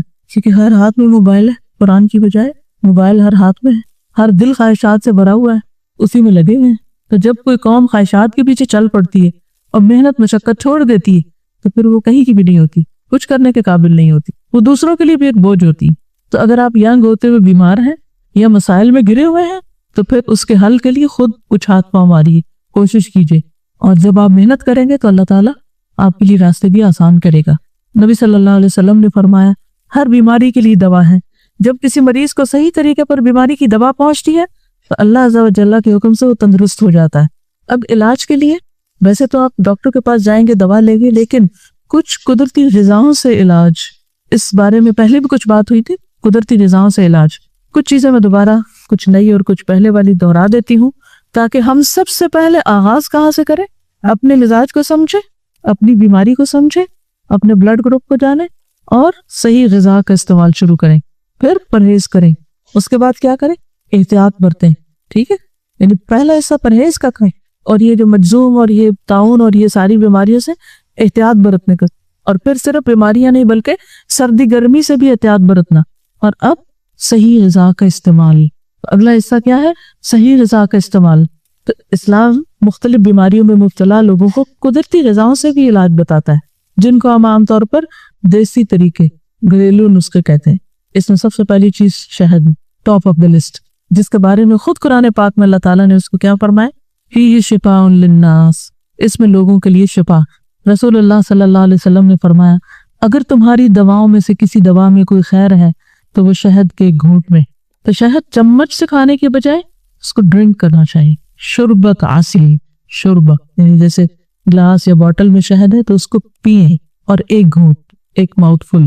ٹھیک ہے، اور اس کو آپ عادتاً ہفتے میں ایک دفعہ پی سکتے ہیں، دن میں تھوڑا سا پی سکتے ہیں، مہینے میں پی سکتے ہیں، لیکن حسب ضرورت اور حسب مزاج. کچھ لوگوں کو فائدہ نہیں دے گا، زیادہ اس کو لیں گے. یعنی کسی بھی چیز کو شفا کہنے کا مطلب یہ نہیں ہے کہ پھر سب کچھ چھوڑ کے وہی کھاتے رہیں ہر وقت. تو کلو وشربو ولا تسرفو، اسراف اس میں بھی نہیں ہوگا، ہاں وہ شفا ہی کیوں نہیں. پھر یہ بھی یاد رکھیے کہ شہد جو ہے یہ پاکیزہ رس ہے. رسول اللہ صلی اللہ علیہ وسلم نے فرمایا مومن کی مثال شہد کی مکھی کی مانند ہے، جو پاکیزہ چیز کھاتی ہے، پاکیزہ رس خارج کرتی، اور جس پھول پتی یا پتے پہ بیٹھتی ہے وہ نہ ٹوٹتا ہے نہ خراب ہوتا ہے، یہ چیزوں کو نقصان بھی نہیں دیتی. کچھ لوگ تو جہاں اسے گزر جائے وہیں کچھ نہ کوئی توڑ پھوڑ دیں گے، اس چیز کو دھکا دے دیں گے، کہیں ٹھوکر لگائیں گے، کہیں کوئی توڑ پھوڑ دیں گے، کہیں کچھ لکھ ہی آئیں گے اور کچھ نہیں، تو دیواریں ہی خراب کر دیں گے، کہیں گندے ہاتھ مل دیں گے، کہیں اور داغ دھبے لگا دیں گے. لیکن मोमिन ऐसा नहीं होता, ना वो गंदी चीज पसंद करता है, ना गंदगी पे बैठता है और ना गंदगी फैलाता है। रसूलुल्लाह सल्लल्लाहु अलैहि वसल्लम ने फरमाया शिफा 3 चीजों में है, शहद पीने में, पचने लगाने में, कपिंग हिजामा, आग से दाग लगाने में, और मैं अपनी उम्मत को दाग से मना करता हूँ, आग से इलाज मत करो। एक और रिवायत में है मुझे दागना पसंद नहीं। एक मरतबा आप सल्लल्लाहु अलैहि वसल्लम ने किसी को पेट की खराबी में भी शहद तजवीज किया था। अबू सईद खुदरी कहते हैं कि एक मरतबा एक शख्स नबी सल्लल्लाहु अलैहि वसल्लम की खिदमत में हाजिर हुआ, अर्ज किया मेरा भाई पेट की तकलीफ में मुब्तला है, आपने फरमाया उसे शहद पिलाओ। यानी शहद का पीना खालिस भी हो सकता है और उसको पानी में मिला के पीना भी मुराद से। दूसरी मरतबा फिर वो आ गया तो आपने उसे फिर शहद पिलाने के लिए कहा। तीसरी मरतबा आया तो आपने फरमाया शहद पिलाओ। उसे कहा मैंने ऐसा ही किया लेकिन कोई शिफा नहीं। आपने फरमाया अल्लाह ताला सच्चा, तेरे भाई का पेट झूठा है, उसे फिर शहद पिलाओ। चनाचे उसने फिर शहद पिला और उसी से तंदुरुस्त हो। पहले वो डिटॉक्स हो रहा था और उसके बाद फिर वो ठीक हो गया। दूसरी चीज है खजूर। जादू और जहर के इलाज के तौर पर रसूलुल्लाह सल्लल्लाहु अलैहि वसल्लम ने मदीना मुनव्वरा की अजवा खजूर तजवीज फरमाई। फरमाया जो कोई सुबह के वक्त 7 अजवा खजूरें खा ले उस दिन कोई जहर या जादू उस पर असर नहीं करेगा। मसलन आप किसी ऐसे शख्स के पास जा रहे हैं जिससे आपको अंदेशा है कि वो आप पे जादू कर देगा। कुछ लोग मशहूर होते हैं ना कि जो उनके घर जाता है, जो उनसे मिलता है वो उस पर जादू करते हैं। 7 खजूरें खा के जाएं। रसूलुल्लाह सल्लल्लाहु अलैहि वसल्लम ने फरमाया अजवा जन्नत के फलों में से और इसमें जहर के लिए शिफा है। मसलन आपने कोई ऐसी दवाइयां खा ली हैं जो जहर हैं तो फिर उसका तदारुक किससे करें? खजूर खाने से। वो आपका जहर दूर कर देगा, नहीं डिटॉक्स कर देगा। रसूलुल्लाह सल्लल्लाहु अलैहि वसल्लम ने फरमाया आलिया की अजवा में शिफा है, इलाके का नाम है, या निहार मुँह अजवा खजूर का इस्तेमाल जहरों का तरियाक है, ये ठीक करता है उसको। रसूलुल्लाह सल्लल्लाहु अलैहि वसल्लम ने फरमाया सबसे बेहतरीन खजूर बरनी है, बरनी खजूर का नाम है, वो बीमारी को दूर करती है और खुद उसमें कोई बीमारी नहीं, यानी तय्यब खाना है। दूसरी चीज है जौ, बार्ले। अल्लाह के रसूल सल्लल्लाहु अलैहि वसल्लम ने दलिया, सालन, सत्तू और रोटी की शक्ल में जौ इस्तेमाल फरमाया। दलिया भी बनाया, सालन भी, सत्तू भी उसके, और रोटी भी बनाया, यानी कई शेप हो सकते। रेसिपीज तो आप ज्यादा बेहतर जानते हैं। दलिया जौ बारीक कूट कर दूध में पकाने के बाद शहद से मीठा करके इस्तेमाल किया जाता है। इसे तलबीना या हरीरा भी कहते हैं। बीमारी पे और बीमारी के बाद की कमजोरी, थकन और परेशानी दूर करने के लिए जौ का इस्तेमाल तिब्बे नबी में काबिल जिक्र है। हज़रत आयशा सिद्दीक़ा से रिवायत है रसूलुल्लाह सल्लल्लाहु अलैहि वसल्लम के अहले खाना में से अगर किसी को बुखार हो जाता तो आप दलिया बनाने का हुक्म देते। जब वो तैयार हो जाता तो उसे खाने का हुक्म देते।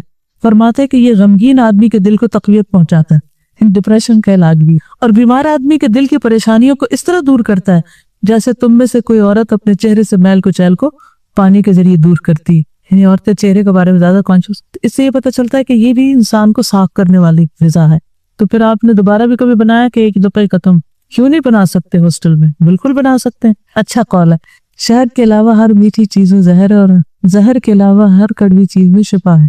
ये हिकमत की बातें होती है ना जो अल्लाह ताला दिलों पे इल्का कर देता है। युक्तिल हिकमत मन यशा व मन युक्तिल हिकमत फक़द ऊतिया खैरन कसीरा। सैयद आयशा बीमार के लिए तलबीना का हुक्म देती। देखिए तलबीना बनाने में देर कितनी लगती। आप कहते हैं हॉस्टल में नहीं बना सकते, मुझे पता चला आप लोग नूडल्स बनाते रहते हैं। तो जो नूडल बना सकता है वो दलिया भी बना सकता है। आप जौ घर से भून के ले आए और उसको थोड़े से बॉइल्ड वाटर में थोड़ा सा मिला के ऊपर से शहद थोड़ा डाल के खा ले, बेहतरीन नाश्ता। सैयद आयशा बीमार के लिए तलबीना को हुक्म देती और इसके लिए भी जिसे किसी के मरने का रंज होता, यानी हजरत आयशा नबी सल्लल्लाहु अलैहि वसल्लम की इस हदीस के मुताबिक, इस तलकीन के मुताबिक क्या करती, जहां फौतगी होती वहां ये बनाने का हुक्म देती और कहती थी मैंने रसूलुल्लाह सल्लल्लाहु अलैहि वसल्लम से सुना है कि तलबीना बीमार के दिल को तस्कीन देता है और बाज रंज भी कम कर देता है। तो जो लोग होम सिक हो वो तलबीना खाना शुरू करें। उर्वा बिन जुबैर से रिवायत है कि उम्मुल मोमिनीन सैयदा आयशा की आदत थी कि जब उनके अजीजों में से किसी की वफात हो जाती, औरतें जमा हो जाती, फिर चली जाती, मगर घर वाले और खास खास अजीज रह जाते तो उनके हुक्म से, यानी हजरत आयशा के हुक्म से तलबीना की एक हांडी पकाई जाती, फिर शरीद बनवाकर तलबीना उस पर डलवाती और औरतों से कहती सिखाओ, क्योंकि मैंने रसूलुल्लाह सल्लल्लाहु अलैहि वसल्लम को फरमाते हुए सुना है कि तलबीना से बीमार के दिल को तस्कीन होती है और इसका गम किसी कदर हल्का हो जाता है। तो शरीद क्या होता है?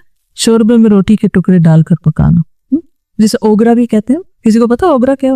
ओके, ये कहती है कि मिट्टी की हांडी में स्पेशल किस्म का कद्दू बनता है तो ओगरा कहलाता है। देखिए पहले ऐसा होता था कि लोग बच्चा को खाना फेंकते नहीं थे। हम तो बहुत मॉडर्न हो गए ना, तो खाना जाया कर देते। अच्छा, मसलन कुछ कम्युनिटीज में ये होता है कि जैसे अगर रात को चावल बच जाएं तो अगले दिन मिर्च मसाला लहसुन नमक और डाल के उन चावलों को भून के کھچڑی بنا لیتے ہیں تو وہ پچھلے دن سے بھی زیادہ لذیذ ہو جاتے ہیں. ٹھیک ہے, یعنی وہ چاولوں کی بھجیا سی بنا لیتے ہیں, جب آپ کے منہ میں پانی آتا ہے.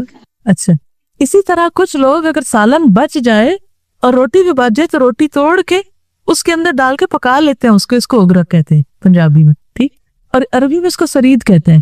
عربوں میں تو بہت مشہور ہے یہ کھانا, وہ کتنا مزے کا بنتا ہے.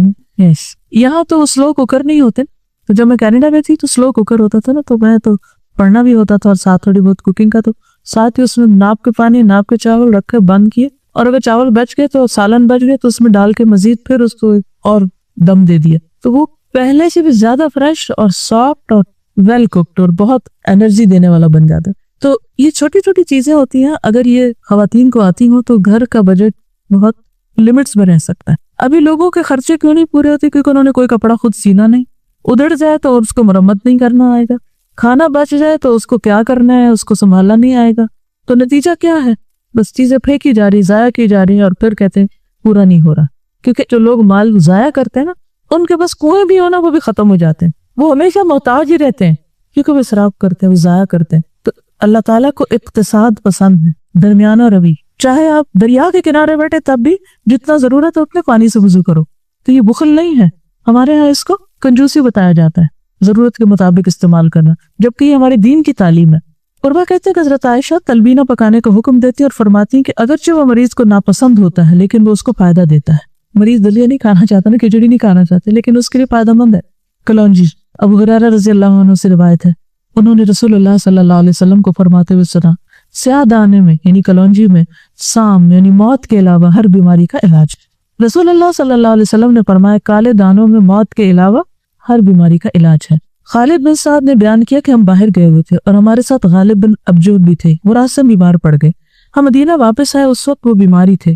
ابن ابی عتیق ان کی عادت کے لیے تشریف لائے اور ہم سے کہا کہ تم پر ان کالے دانوں کا استعمال لازم ہے. اس کے 5 یا 7 دانے لے کر پیس لو, پھر زیتون کے تیل میں ملا کر ناک کے اس طرف یعنی ایک طرف سے قطرہ قطرہ ٹپکاؤ. کیونکہ حضرت عائشہ نے مجھ سے بیان کیا ہے, انہوں نے نبی صلی اللہ علیہ وسلم کو فرماتے ہوئے سنا یہ کلونجی ہر بیماری کی دوا ہے سوائے سام کے. میں نے پوچھا وہ کیا؟ فرمایا موت.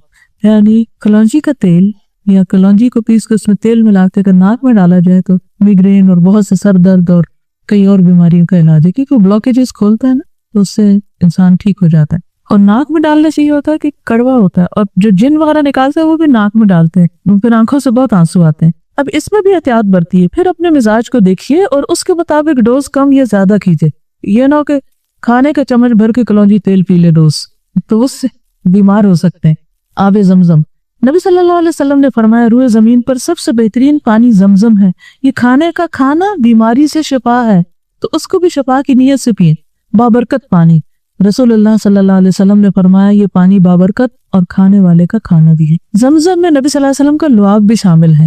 ابن عباس کہتے ہیں ایک مرتبہ نبی صلی اللہ علیہ وسلم زمزم کے کنویں پہ تشریف لائے, ہم نے ڈول کھینچ کر پانی نکالا, نبی صلی اللہ علیہ وسلم نے اسے نوش فرمایا اور اس ڈول میں کلی کی, پھر ہم نے وہ ڈول زمزم کے کنویں میں واپس انڈیل دیے تاکہ سارے کے اندر شامل ہو جائے. پھر ابن عباس کہتے ہیں کہ ہم زمزم کو شبع یعنی سیر کرنے والا کہتے ہیں, یعنی اسے پی کے تسکین ہو جاتی ہے, تسلی ہو جاتی ہے, بھوک ختم ہو جاتی, اور ہم اپنے اہل و عیال کے لیے اس کو بہترین معاون پاتے تھے, یعنی ان کو سیٹسفائی کرنے کے لیے. پھر اس کے علاوہ عام پانی بھی بہت اچھا ہے, پانی صاف کرنے والا, لیکن پینا احتیاط کے ساتھ ہی چاہیے. بہت زیادہ مت پینا شروع کریں, جتنا آپ کا جسم برداشت کر سکتا ہے اس کو آہستہ آہستہ بڑھائیں, گھونٹ گھونٹ کر کے پئیں. پھر بخار وغیرہ میں خصوصاً پانی مریض کے اوپر بھی ڈالا جا سکتا ہے. حضرت عائشہ فرماتی ہے کہ نبی صلی اللہ علیہ وسلم کی بیماری جس میں ان کی وفات ہوئی جب شدت اختیار کر گئی تو انہوں نے فرمایا 7 مشقیں پانی کی لاؤ جن کے منہ نہ کھولے گئے ہیں, یعنی پوری بھری ہوئی ہوں, اور وہ سب مجھ پہ بہاؤ تاکہ میں لوگوں کو کچھ عہد و نصیحت کی بات کروں. تو پھر نبی صلی اللہ علیہ وسلم کو حضرت حفصہ کے ٹب میں بٹھایا گیا اور اوپر مشقیں ڈالنے شروع کی گئی, یہاں تک کہ آپ نے فرمایا کہ بس کر دیں. پھر آپ لوگوں کو نصیحت کرنے کے لیے باہر نکلے. پھر اسی طرح یہ ہے کہ وضو کے بچے ہوئے پانی سے بے ہوش کو ہوش میں لانا بھی مسنون ہے, اور خصوصاً اگر کسی کو نظر لگ گئی ہو تو اس کو وضو کروا کے اس کے پانی سے مریض کے اوپر چھینٹے ڈالنے چاہیے. نبی صلی اللہ علیہ وسلم نے فرمایا جب کسی کو بخار ہو جائے تو 3 رات سحری کے وقت اس پر ٹھنڈا پانی بہایا جائے. پھر بخار دوزخ کی بھاپ ہے, فرمایا اس کو پانی سے ٹھنڈا کرو. اسی لیے آپ نے دیکھا ہوگا کہ سپنجنگ کرتے ہیں اور پانی کی پٹیاں لگاتے ہیں ماتھے وغیرہ پر. جابر کہتا ہے کہ نبی صلی اللہ علیہ وسلم اور ابو بکر رضی اللہ عنہ قبیلہ بنو سلمہ تک پیدل چل کر میری عیادت کے لیے تشریف لائے. آپ نے دیکھا مجھ پر بے ہوشی تاری تو آپ نے پانی منگوایا, وضو کر کے اس کا پانی مجھ پہ چھڑکا تو میں ہوش میں آ گیا. طریقہ پتہ چلا؟ کوئی بے ہوش ہو تو کیا کرے؟ وضو کرے, پانی اکٹھا کرے اور اس پانی میں سے چھینٹا مارے مریض. پھر ہے مہندی. نبی صلی اللہ علیہ وسلم کی خادمہ سلمہ کہتی ہیں رسول اللہ صلی اللہ علیہ وسلم کو جب کوئی زخم ہوتا یا پھنسی وغیرہ نکلتی تو اس جگہ مہندی رکھنے کا حکم دیتے, بھگو کے اس کا لیپ کر دیتے. ابو رافع کی بیوی کہتی ہے جب ہم میں سے کسی کے سر میں تکلیف ہوتی تو آپ فرماتے جاؤ سینگی لگواؤ یعنی حجامہ کراؤ, اور ٹانگ میں تکلیف ہوتے تو فرماتے جاؤ اس پر مہندی لگاؤ. بس اگر کسی خاص حصے میں درد ہے تو اس جگہ پر بھی مہندی لگائی جا سکتی. سنا مکھی اور سنوت. رسول اللہ صلی اللہ علیہ وسلم نے فرمایا سنا اور سنوت اپناؤ, اس میں سام کے علاوہ ہر بیماری سے شفا ہے. عرض کیا گیا اللہ کے رسول صلی اللہ علیہ وسلم سام کیا؟ فرمایا موت. کھمبی. کھمبی کس کو کہتے ہیں؟ مشروم. مشروم کی شکل کس سے ملتی؟ آنکھ کے ڈیلے سے. رسول اللہ صلی اللہ علیہ وسلم نے فرمایا کھمبی من کی اس قسم میں سے ہے جو اللہ تعالیٰ نے بنی اسرائیل پر نازل فرمایا, اس کا پانی آنکھ کے لیے شفا ہے. اگر آپ کھمبی کے وہ دیکھیں نا وہ مشروم ثابت, ہم تو عام طور کٹے ہوئے دیکھتے ہیں نا, تو اگر آپ دیکھیں تو وہ ڈیلے کی شکل میں پھر پیچھے اسی طرح جیسے آنکھ کے اندر کا حصہ ہوتا ہے, تو آنکھ کے لیے اس میں شفا ہے اس کے پانی میں. پھر پچنے سے علاج, کپنگ, حجامہ, سینگی لگوانا, یعنی یہ خون نکالنے کے مختلف طریقے. جابر بن عبداللہ نے مقنے کی عیادت کی جو تابعی تھے. پھر کہا میں تمہارے پاس سے اس وقت تک نہیں جاؤں گا جب تک تم پچنے نہ لگواؤ, میں تمہارا علاج کرا کے جاؤں گا. میں نے نبی صلی اللہ علیہ وسلم کو فرماتے ہوئے سنا کہ پچنے میں شفا ہے. رسول اللہ صلی اللہ علیہ وسلم نے فرمایا اگر تمہاری دواؤں میں کوئی دوا مفید ہے تو وہ شہد کا پینا, پچنے لگانا یا آگ سے داغ لگانا, اور مجھے آگ سے داغ لگانا پسند نہیں. رسول اللہ صلی اللہ علیہ وسلم نے فرمایا بہترین علاج جو تم کرتے ہو وہ سینگی لگوانا ہے اور عود ہندی کا استعمال کرنا. القسط البحری. القسط البحری. لاسٹ ٹائم جب سعودی عرب میں گئی تو وہاں میں کسی سے حجامہ کروانے کے لیے تو انہوں نے القسط البحری بھی رکھی ہوئی تھی. انہوں نے کہا ہم یہ دونوں کام کرتے ہیں. اور قسط جو ہے خاص طور پر گلے کی بیماریاں اور جو استما اور اس طرح کی جو تکلیفیں سانس کی بیماری ان کے لیے بہت فائدہ مند ہے. اور وائٹ سا سکوک ہوتا ہے ڈبیوں میں بند کر کے وہ دیتے ہیں. اصل شکل چھوٹی چھوٹی لکڑیوں کی سی ہوتی ہے, اس کو پیس لیتے ہیں اور اس کو کھایا بھی جاتا ہے اور اس کو تیل وغیرہ میں ڈال کے لگایا بھی جاتا ہے درد کے مقام پر. رسول اللہ صلی اللہ علیہ وسلم نے فرمایا معراج کی رات میں فرشتوں کی جس جماعت کے پاس سے بھی میں گزرا اس نے یہی کہا اے محمد صلی اللہ علیہ وسلم اپنی امت کو سینگی لگانے کا حکم فرمائیے. سینگی کا لفظ سینگ سے ہے. پہلے اس طرح کے سوفسٹیکیٹڈ کپس نہیں ہوتے تھے تو جو جانوروں کے ہارن ہوتے ہیں سینگ, اس سے خون چوس کر نکالا جاتا. اب بھی ایسے طریقے موجود. ابن عباس کہتے ہیں کہ نبی صلی اللہ علیہ وسلم نے احرام اور روزے کی حالت میں سینگی لگوائی. ابن عباس کہتے ہیں کہ نبی صلی اللہ علیہ وسلم نے حالت احرام میں اپنے سر میں سینگی لگوائی. یہ درد سر کی وجہ سے آپ نے لگوائی تھی. ایک خاص جگہ پر آپ گئے تھے تو وہاں سے آپ کو یہ درد شروع ہوا تھا اس کے گھاٹ پر. ابن عباس کہتے ہیں کہ رسول اللہ صلی اللہ علیہ وسلم نے احرام کی حالت میں اپنے سر میں سینگی لگوائی آدھے سر کے درد کی وجہ سے جو آپ کو ہو گیا تھا. ابن عباس کہتے ہیں کہ ایک مرتبہ یہودی عورت نے حضور صلی اللہ علیہ وسلم کی خدمت میں بکری کا گوشت زہر ملا کے پیش کیا, آپ نے اس میں سے کھا لیا. اس کے بعد آپ کو جب اس کے اثرات محسوس ہونے لگتے آپ سینگی لگوا لیتے. یعنی اس سے پتہ یہ چلتا ہے کہ جب مرض زیادہ ہونے لگے تو انسان اپنے جسم سے زہریلا خون نکلوا دے. ایک مرتبہ آپ سفر پر روانہ ہوئے, احرام باندھ لیا تو آپ کو کچھ اثرات محسوس ہوئے, آپ نے اسی وقت سینگی لگوا لی. لیکن سینگی لگوانے کی جگہ ہیں, کچھ سننا پوائنٹس ہیں اور کچھ بیماری کی جگہ پر بھی لگائی جا سکتی. یعنی عام طور پر جس کو کوئی خاص بیماری نہ ہو وہ صرف مصنوعی جگہوں پر لگوائے, دو کندھوں کے بیچ میں. لیکن ادروائز جہاں تکلیف ہو براہ راست اس جگہ بھی لگوائی جا سکتی, جیسے سر پہ. عبداللہ بن بحینہ کہتے ہیں رسول اللہ صلی اللہ علیہ وسلم نے مکہ کے راستے میں مقام لحی جمل میں اپنے سر کے بیچ میں سینگی لگوائی. ابن عمر کہتا ہے رسول اللہ صلی اللہ علیہ وسلم سر میں سینگی لگواتے اور اسے ام مغیث کہتے. مغیث کے معنی مددگار, فریاد رس. ام مغیث کے معنی کیا؟ مددگار کی ماں. یعنی آپ وضاحت کرنا چاہ رہے تھے کہ یہ بہت مددگار چیز ہے, it's helpful, it's handy. Anas رضی اللہ عنہ سے روایت ہے کہ نبی صلی اللہ علیہ وسلم نے 3 مرتبہ سینگی لگوائی, گردن کی دونوں جانب یعنی یہاں کندھوں کے پاس, رگوں پر اور کندھوں کے درمیان. یہ 3 جگہ جو ہے یہاں ان کو مسنون پوائنٹس کہتے ہیں. پھر سرین پر جابر رضی اللہ عنہ سے روایت ہے کہ رسول اللہ صلی اللہ علیہ وسلم نے موچ آنے کی وجہ سے اپنے سرین پہ سینگی لگوائی, پاؤں کی پشت پر. انس کہتے ہیں رسول اللہ صلی اللہ علیہ وسلم نے حالت احرام میں اپنے پاؤں کی پشت پر تکلیف کی وجہ سے سینگی لگوائی. جابر سے روایت ہے نبی صلی اللہ علیہ وسلم اپنے گھوڑے سے کھجور کے کٹے ہوئے تنے پر گر پڑے, اس سے آپ کے پاؤں کا جوڑ متاثر ہو گیا, یعنی ہڈی ہل گئی, تو آپ نے موچ کی وجہ سے سینگی لگوائی. مسل پول ہو گئے یا جو بھی تکلیف ہوئی آپ نے اس پر بھی حجامہ کروایا. یعنی چوٹ لگنے پر بھی حجامہ کرایا جا سکتا ہے. کبھی بل پڑ جاتا ہے نا, یا کبھی موچ آ جاتی, یا ویسے سر درد شروع ہو جاتی, کوئی بھی اور تکلیف, یا طبیعت کے اندر بے چینی پیدا ہو جاتی، تو ان سب چیزوں کے لیے یہ بہترین علاج ہے. لیکن غلط جگہ سینگی نہیں لگوانی چاہیے، یعنی شوق میں کہ وہ سر پہ لگوا رہا میرے بھی لگا دو. معمر کہتے ہیں میں نے سینگی لگوائی تو میرا حافظہ جاتا رہا، یہاں تک کہ مجھے نماز میں سورۃ فاتحہ پڑھنے میں بھی لقمہ دینا پڑتا تھا، اور انہوں نے اپنی کھوپڑی پر غلط جگہ پر سینگی لگوائی تھی. تو اس لیے ہر ایک کو ہر جگہ نہیں لگوا لینی چاہیے، ٹھیک ہے. اور نقالی میں تو ویسے ہی کوئی کام نہ کرے، اوریجنل کام ہونے چاہیے. دیکھا دیکھی بھیڑ چال جو ہے نا، یہ سب سے خطرناک بیماری ہے. آپ کچھ کریں، اپنی کپنگ خود بھی کر سکتے، کیوں نہیں کر سکتے، اور ڈرائی کپنگ بھی کر سکتے ہیں. بہترین دن رسول اللہ صلی اللہ علیہ وسلم نے فرمایا جو شخص چاند کی 17، 19 اور 21 تاریخ کو سینگی لگوائے اسے ہر بیماری سے شفا ہوگی. نبی صلی اللہ علیہ وسلم نے فرمایا بہترین دن جس میں تمہیں سینگی لگوانی چاہیے چاند کا 17واں، 19واں اور 21واں دن ہے. میں معراج کی رات فرشتوں کے جس گروہ کے پاس سے گزرا اس نے ہی کہا کہ اے محمد سینگی لگوانے کا اہتمام ضرور کرنا. تو جس نے ابھی تک نہیں لگوائی وہ سب لگوا لیں.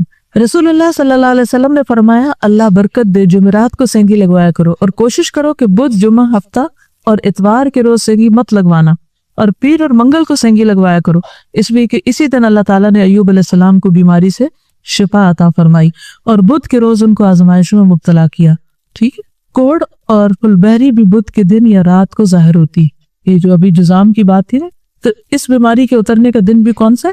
بدھ. ہم عام طور پہ کہتے ہیں بدھ کم سد، جبکہ یہاں سے پتہ چل رہا ہے کہ بدھ کے دن یہ تکلیفیں ظاہر ہوتی ہیں. رسول اللہ صلی اللہ علیہ وسلم نے فرمایا نہار منہ سینگی لگوانا بہتر ہے، خالی پیٹ، اور اس میں شفا ہے اور برکت ہے. یہ عقل بڑھاتا ہے اور حافظہ تیز کرتا ہے. ادروائز کسی بھی وقت لگوائی جا سکتی بیماری کی صورت میں. آپ صلی اللہ علیہ وسلم نے رات کو بھی پچنے لگوائے.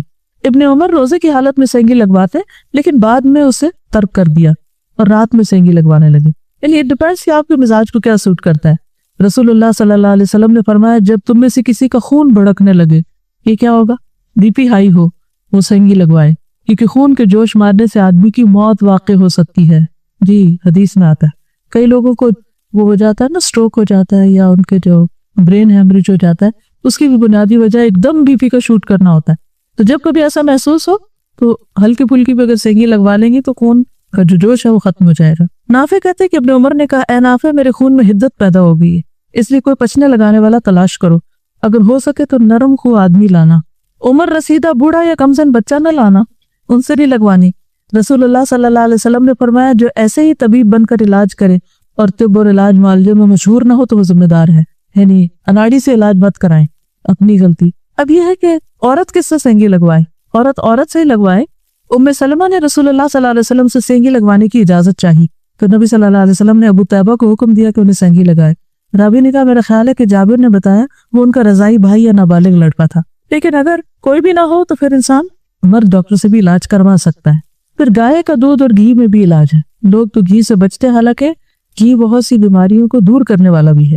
نبی صلی اللہ علیہ وسلم نے فرمایا اللہ تعالیٰ نے کوئی بیماری ایسی نہیں چھوڑی جس کا علاج نہ ہو، لہٰذا تم گائے کے دودھ کو اپنے اوپر لازم کر لو، کیونکہ وہ ہر درخت سے چارہ حاصل کرتی ہے. یعنی جو گھوم پھر کے کھانے والے ہیں وہ زیادہ بہتر ہیں دودھ دینے میں.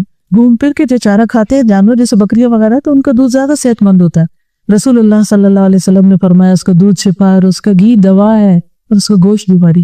بیف جو ہے یعنی وہ صحت مند گوشت نہیں. حجاز میں چونکہ خشکی ہوتی ہے، خشک علاقہ ہے، اور گائے کے گوشت میں بھی خشکی ہوتی ہے تو اس کے گھی اور دودھ میں رطوبت ہوتی، تو اس لیے آپ نے اس علاقے کے لوگوں کے لیے خاص طور پر گوشت کو بیماری اور دودھ اور گھی کو شفا قرار دیا. کیونکہ ڈیزرٹ میں ڈرائنس ہوتی ہے، لیکن پھر بات یہی ہے کہ اس کا بھی دھیان رکھنا پڑے گا کہ آپ کس زمین پہ رہتے ہیں اور کہاں کون سی چیز آپ کو سوٹ کرے گی. موسم کے اعتبار سے بھی چیزیں، مثلا اگر آپ سخت سردی کے موسم میں ستو پینے لگے گھول کے تو مشکل ہو جائے گی. حضرت عائشہ سے مروی ہے نبی صلی اللہ علیہ وسلم مریض کے لیے شہادت کی انگلی زمین پر لگا کر یہ دعا پڑھتے اللہ کے نام کی مدد سے ہماری زمین کی مٹی ہم میں سے کسی کے تھوک کے ساتھ، تاکہ ہمارا مریض ہمارے رب کے حکم سے شفا پائے. یعنی درد وغیرہ کو اس مٹی کے ساتھ بھی، تو مٹی میں بھی ایک طرح سے علاج ہے. پہلے تو بچے مٹی میں کھیلتے تھے تو بہت سی بیماریوں سے بچے رہتے تھے، اب ہم مٹی سے بچا کر سمجھتے ہیں کہ علاج ان کا کر رہے ہیں یا ان کو صحت مند رکھ رہے ہیں.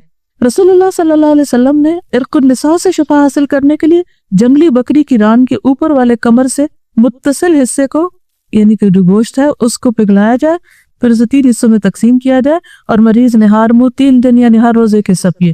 اور یہ علاج کسی نے کیا اور انہوں نے جو بتایا کہ وہ صحت یاب ہوئی. کس طرح؟ یعنی جس حصے میں تکلیف ہے نا ٹانگ کے، تو جنگلی بکری جو ہے اس کی ٹانگ کے اسی حصے کو خوب اس کا سوپ بنا لیا جائے، خوب اس کو پگھلا کے یعنی ہڈی گوشت برابر کر لیا جائے، اور 3 دن صبح نہار میں اس کو پیے۔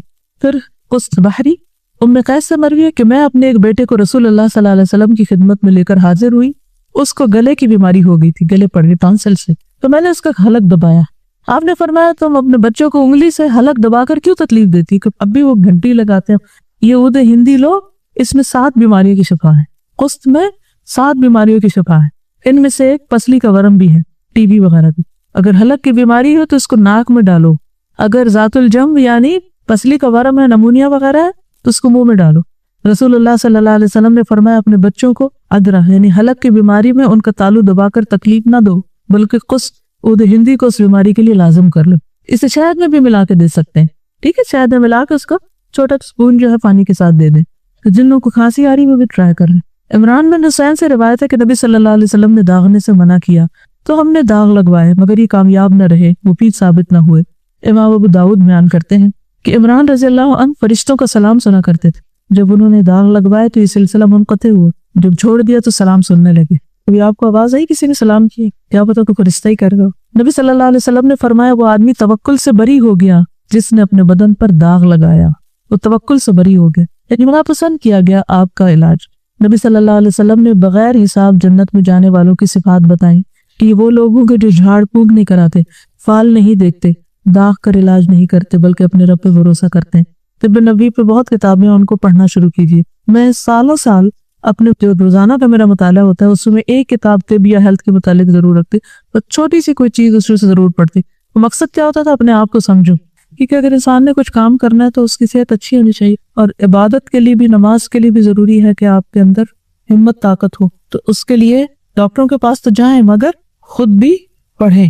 اس میں امام ابن القیم الجوزیہ کی کتاب جو طب نبوی ہے وہ بھی بہت اچھی، تو تھوڑی تھوڑی کر کے اس کو پڑھیں، سمجھیں، اور انشاءاللہ آپ کو فائدہ ہوگا۔ آپ کچھ کہنا چاہتے کہیے؟ استاذہ وہ جو کلونجی ہے اس کے لینے کا بھی ایک طریقہ ہے کہ آج کل نا بازار میں پیاز کے جو بیج ہوتے ہیں وہ بھی کلونجی کی شکل کے ہوتے ہیں، تو وہ لوگ کیا کرتے ہیں کہ سستے ہوتے ہیں تو وہ دے دیتے ہیں اور کلونجی نہیں دیتے۔ تو اس کو میں نے ایک ہربرٹولوجسٹ سے میں نے اس سے پوچھا تو اس نے طریقہ یہ بتایا کہ جب آپ کلونجی لیں تو اس کو جو کاغذ کی تھیلی ہوتی ہے نا اس میں ڈال کے 2-3 دن دھوپ میں رکھیں، اگر تو اس میں آئل آ جاتا ہے دیٹس مین یہ کلونجی ہے، اور اگر وہ ہے جو پیاز کے بیج ہیں تو پھر وہ کلونجی نہیں۔ اور میرا آپ سے ایک سوال تھا کہ حضور اکرم صلی اللہ علیہ وسلم نے احرام کی حلق میں پچنے سر پہ لگائے تو اس میں تو بال کاٹنے کی ممانعت ہوتی ہے، جب پچنا لگتا ہے تو اس ایریا کے بال ریموو کیا جاتے ہیں، جو باز میں نے دیکھے ہیں ان کے، تو پھر اس صورت میں کیسے لگایا؟ علاج کے لیے اجازت ہوگی۔ ڈاکٹر فرحت ہاشمی صاحبہ کے مستند بیانات سننے کے لیے ہمارے چینل قرآنک پلس کو سبسکرائب کریں۔ یہاں قرآن و حدیث کی روشنی میں حقیقی رہنمائی اور روحانی ترقی کے خزانے ملیں گے۔ ابھی جڑیں اور دین کو گہرائی سے سمجھیں۔